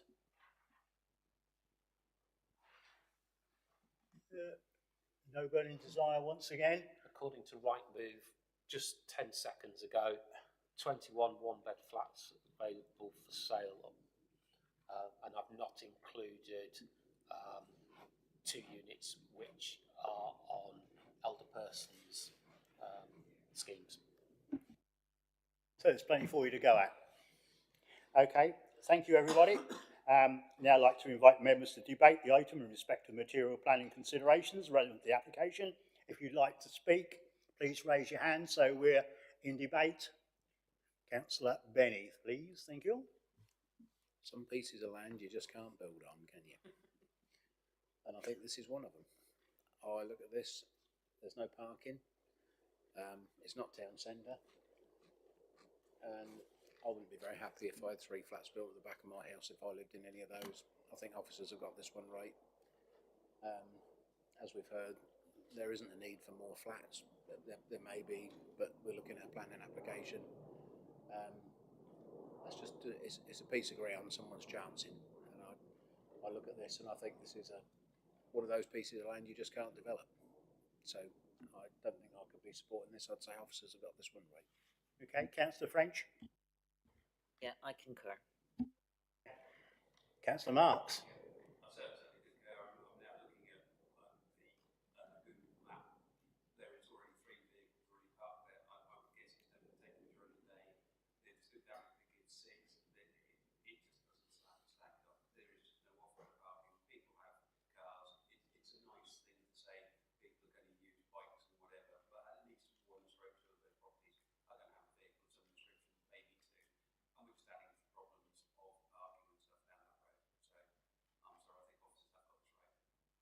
Okay, Councillor Midifin, please, thank you. Thank you. Just to add as well, Tinkers Road is one of the streets where people park on the road. There are some properties do have drives, but people prefer to park on the roads. Yeah. It has speed humps, and it leads to a primary school, which is I don't know the name of it now. Anyway, there is no direct access apart from that, because I went there this morning to have a look again this morning. I walked down there and I propped myself up to look into the land to see how big the space is. It is effectively the rear garden of these 2 properties. That's what it is. And also those garages you see, they prevent access. I mean, I don't even know how a developer builder is going to get in there to take building materials into that site. I don't know. And even if we do, if it is passed, for example, how will people living in the flats access their flats if they have fridges to deliver furniture or whatever? So I, like Ian Penny said, I think we want housing units in Fenland and in Wisbech we do, but something like this I don't think we can agree with. Yep, thank you for your intimate knowledge of the site, Councillor Midifin. So I think I've got to steer where this is going, even I've got that. So the debate's finished. I don't think we've got anything else to say about it. Officers haven't. So I'm looking for a proposal. Cool, don't all put your hands up at once. I'll take you, Councillor Bearden, first. What's your proposal? Yeah, as I took you as you're the local member, and you put quite a lot into it.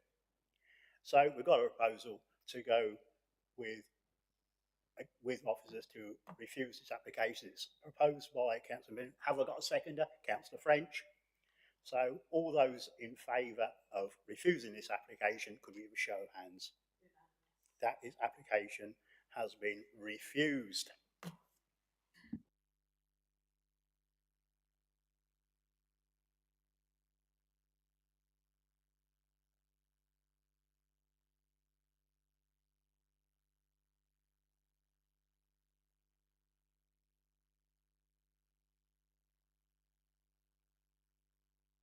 Further ado, right, I now hand over to Nikki Carter to present application FYR 230730/0, agenda item number 13. Nikki, so please. Thank you. Thank you, Chair. Agenda item 13 is an outline application for up to 6 dwellings with matters committed in respect of access only, and I draw members' attention to an update report which has been circulated. A similar application for up to 6 dwellings was refused in December last year, as the proposal was considered to diminish the openness of rural nature of the area and represent urban sprawl, along with concerns in relation to highway safety. The application site is indicated in red on the location plan and aerial photo. The site is part of an agricultural field which sits within the open countryside outside the existing built form of Chatteris and is closely associated with the undeveloped rural landscape. The indicative site layout can be seen here. There is a vehicular access and pedestrian access off Doddington Road. It should be noted that this depicts the presence of the 3-dwelling development approved immediately to the southeast of the site, which were approved by committee due to the presence of dwellings on the opposite side of the road. However, none of the dwellings have commenced, hence this land is currently undeveloped. Members' attention is drawn to some comparable sites which have had recent decisions. Firstly, an appeal decision for an edge of settlement site in Wisbech St Mary. In dismissing the appeal, the inspector concluded that the proposal would lead to development beyond the built-up edge of the settlement, extending ribbon development into the countryside, the impact of which would be exacerbated by the absence of built form on the opposite side of the road, as in this case. In addition, parallels can be drawn between the application site and the recent application refused by committee for an edge of town site at Upwell Road, March, in which members concluded the proposal would amount to urban sprawl into open countryside. Photo 1 is facing north along Doddington Road, with the site on the left beyond the tree and speed limit signs. Photo 2 is facing south along Doddington Road. The site is on the right with agricultural land opposite. The access that can be seen serves Highfield Lodge. Photo 3 shows the current use of the site, and Photo 4 the hedgerow and trees bounding the site along Doddington Road. The site sits outside the existing built form of Chatteris and is closely associated with the undeveloped rural landscape. The introduction of 6 dwellings would diminish the openness and rural nature of the area and represent urban sprawl along Doddington Road and into the open countryside. Accordingly, it is recommended to refuse the application, consistent with the previous decision of the Council in relation to this site, noting that this is in relation to reason for refusal 1 only, as set out in the update.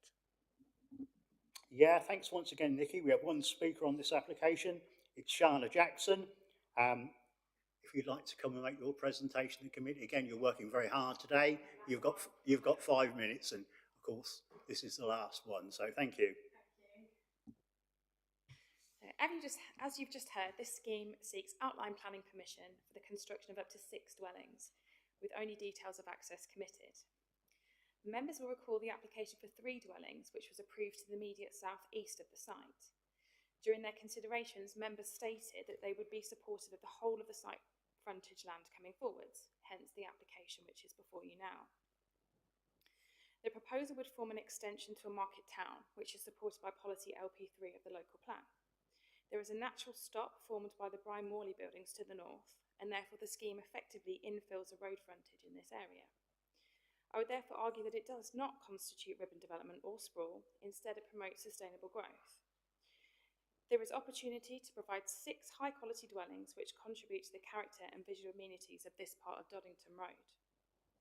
The concerns previously raised by highways have been overcome, and the application now represents a form of development which is technically acceptable and is before you with 8 letters of local support. The scheme meets the policies of the development plan, especially in relation to policy LP3, which seeks to support extensions to the market towns. I therefore respectfully request that planning permission is granted. Thank you. Thank you once again. Members, questions, clarifications to Ms Jackson? No. Oh, yes, sorry, Councillor Marks, just in time, thanks. Thank you. Just very quickly, is it the same applicant as for the 3 previously? I believe so, yes. Okay, so following on from that, and we saw by one of the photographs, there are already for sale boards, or there were along there. They're all sold, are they? Yeah.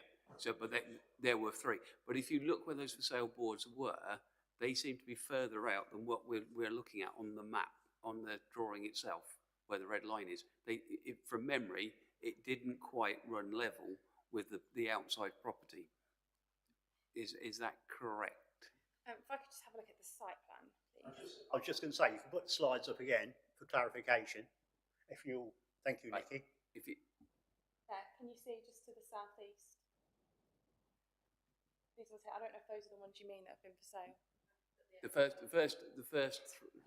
That's a better one. But that from memory, when driving along there, the for sale boards seem to be further along there, and I'm looking at Councillor Benny because obviously it's his area, but they seem to be a lot further along the 3 plots. And if you go back to the other slide, you can actually see the for sale boards. There's a slide. Or a photo, sorry. There, back one, top left. If you look, that's the last property, but those for sale boards that are on the left-hand side look further along. Would it be an optical illusion, Charlie? Because Councillor Marks, because I think it is. They're not there now. No, but I think from memory that it's already further along there than outside. They said originally when we were on this, it was level, but when you drove along there, those boards were certainly a lot further along. Okay. So you really can't answer that, can you? No, I mean, what I would say is, I mean, that image on the top left is taken from Google, so I don't know how old that is. I can only comment on the site plan which we submitted, which shows the approved 3 dwellings, which, you know, attached to the main settlement. So that's, yeah, absolutely. That would be my comment in that regard. Okay, so I think the answer is you can't throw any light on that. So any more questions at all? No burning desire. Thank you. Thank you very much. Thank you for that. Officers, please. Chairman, just going back to something that was said by the agent, we had the earlier refusal of planning consent on this same site. So that's reference YR 22 1236, and obviously that's the most recent decision that is relevant to this site, and that was a proposal that refused on the grounds of the principle of development in this location. So that's the thing that ought to be at the forefront of members' minds in the determination of this application, in terms of, well, what change in circumstances could there possibly have been to do an about turn on that most recent refusal. Thank you, Chairman. Thank you. Any more questions for officers at all? No? No? Okay. So I'm looking for Now I'd like to invite members to debate the item in respect to the material planning considerations relevant to the application. If you'd like to speak, please raise your hand. So, Councillor Benny, thank you. Yeah, thank you, Chairman. I mean, this is just following on the screen on the left, where Willie Terrace finishes. There's the gap. Well, that gap was where we passed 3 there before, and you've got the bit in the red line. There's actually a farm, so you're in some ways this is infill because you're filling in between the farm that is at the end of that. Also, the speed limit signs have been pushed further out because we had an LHI bid in there last year, the year before, and Willie and Curve Terrace had 40 miles an hour. We changed that to 30, and the 40 mile an hour sign went further out of the town, so the town is creeping that way. It's flood zone 1 along there, but it drops very sharply off, certainly on the right hand side into flood zone 3. You won't get any depth of development there because of the flooding. With all of these developments going into a town or into a village, this is different from Upwell Road. Upwell Road does just go out into open countryside. There's a farm at the end of this. There's another one further along. When we were drawing up the new emerging local plan, we took the build line right up to the river. I know that doesn't come into this now, but that does come up to there. I'm not certain as to how many of those 3 plots that we passed some time ago have been sold, but I do remember seeing that certainly one of them had sold, and it may be more.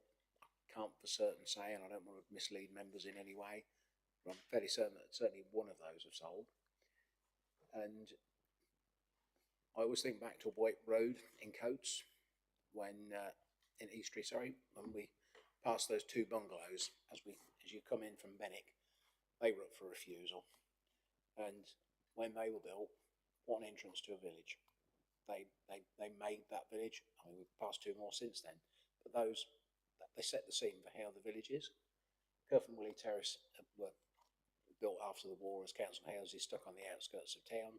If you come back into town from Curve and Willie Terrace, that used to be George Munsey's father's fields, and over time they've all had development, very nice houses put on it. It's infilled that piece of land. Those houses look nice and they add to the character of the area, and I feel that this is just another part of the filling, and it will set the scene for when you go into Chatteris. You're coming in, there'll be nice high quality developments there, and it will set the scene for what you think of Chatteris when you come in. Wonderful place anyway, but it will make it look even better when you come in and there's more houses there. I just feel that this is an extension. I always thought when we passed the first ones that this may come in. I also remember when it came to planning committee, Councillor Sutton was on here, and his words were, "Why only 3?" Now, when we've had a councillor on a planning committee, although he's not here now, he was, "Why is this only 3? This should have more on it." That, in its way, is a bit of a steer to the applicant who owns the land. Or wouldn't he come back? As to the appeal decision, if you're going to try and tie this up to Upwell Road, it's not the same as Upwell Road. And all these appeals are heard by people who are not local. And local people, personally, I think it'll be a benefit to the area. It's marked up in the local plan for the new one. If it doesn't go now, which we won't know until we have a vote on it, that will be in the plan later on for that when that plan comes forward. So maybe that's giving you a little bit of insight into local knowledge there, and a little bit of what I think that is. I think it's a good development. More nice houses for Chatteris. Well, you're the local member, and thank you for that insight. I think it's been very useful for people who've not lived in Chatteris, and I think that's a good steer of where you probably think. So, Councillor Marks. Thank you. Just going on what Councillor Benny said, I'm actually ward councillor also for Chatteris, because mainly has been sort of like diluted into Chatteris. I have to say that the building of that fills in. When you get up there and you say that's a farm, that's actually Brian Morley who does the horse boxes, so it's actually partly industrial anyway in that building. we need houses to this standard at the moment. I know of 2 businesses locally who are bringing a lot of people, management teams into the area, and are struggling to find homes to bring them. So by building houses like this, with good quality houses, we are actually bringing it, we will then attract more labour in. So it can only be a benefit to Chatteris. So as far as I'm concerned, especially now that the speed limit's been taken further back out as well, I can see no problem, and I'm happy to support this. Okay, Councillor Benny once again. Yeah, thank you. Not this planning committee, but the previous one, Councillor French and myself were out doing site inspections, and we were in Chatteris, and we actually drove down to Woodham Farm, and that's 248 houses, and I had been down there before, but we drove in and we'd have a look, and they are filling up. There are houses that are sold. They're sold subject to contract with no doors on.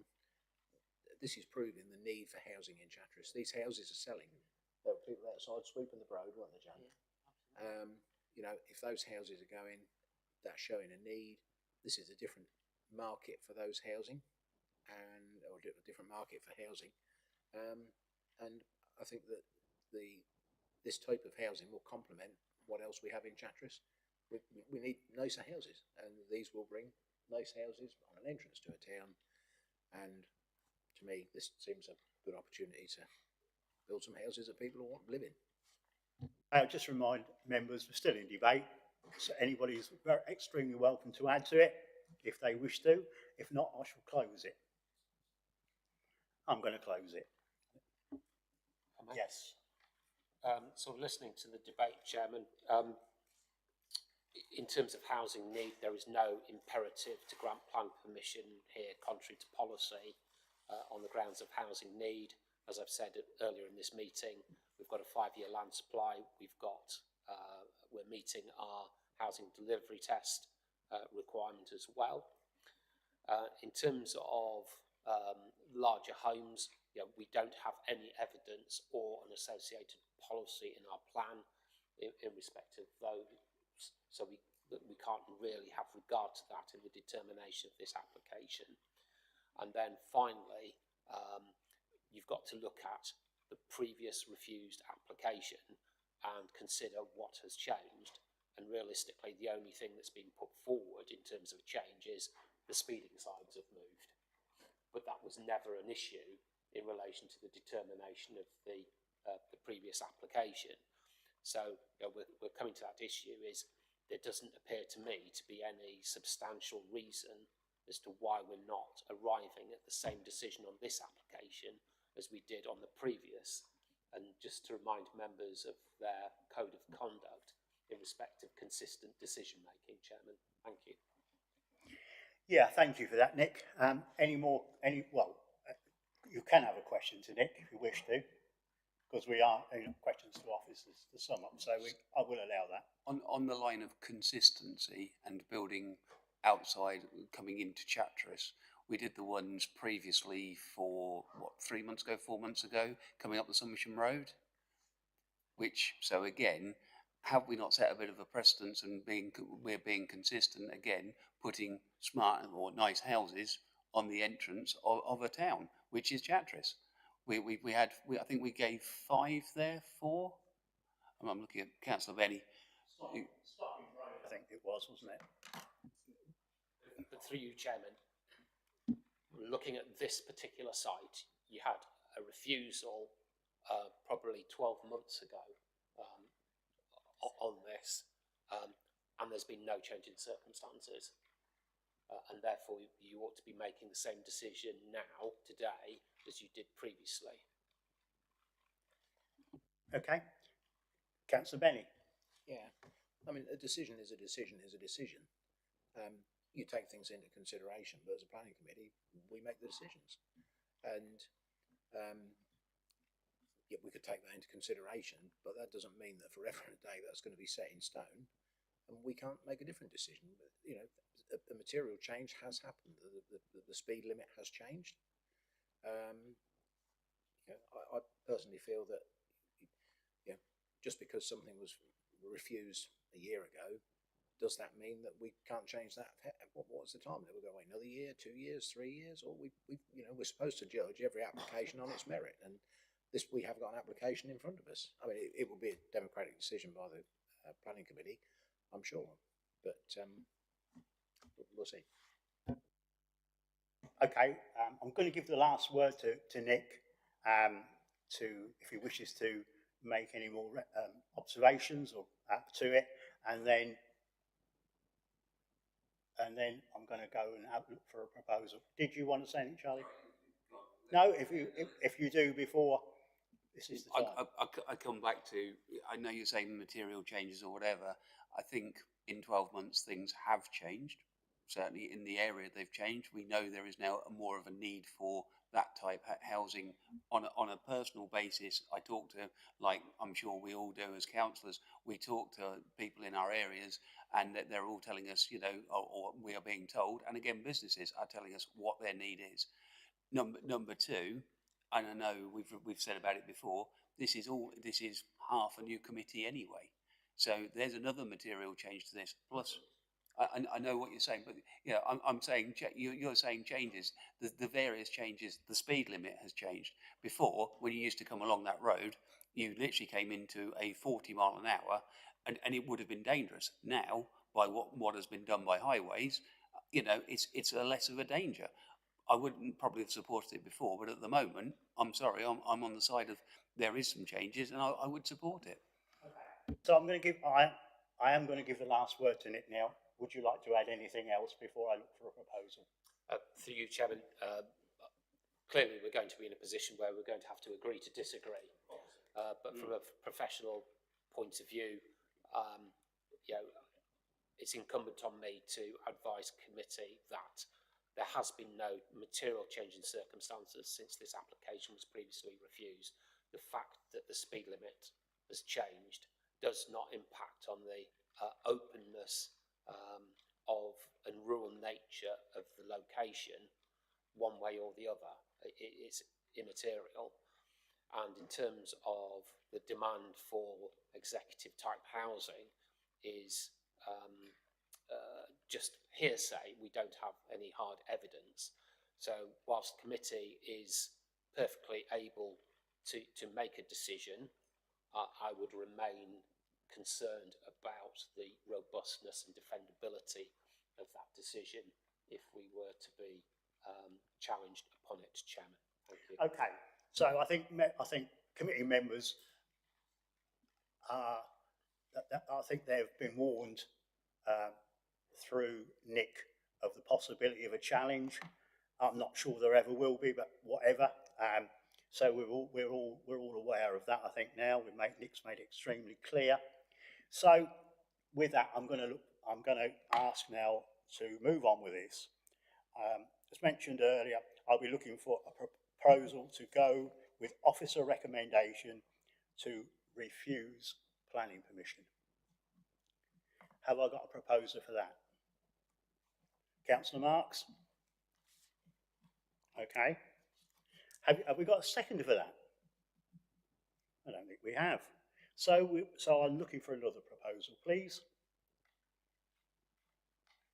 Councillor Benny? Okay. I propose that we go against officer's recommendation and approve this. LP 12 seeks to support development that does not harm the character of the countryside. There is plenty of countryside all around this development. I think it will enhance the area as you come into Chatteris. Okay. LP 16D. Get me a book.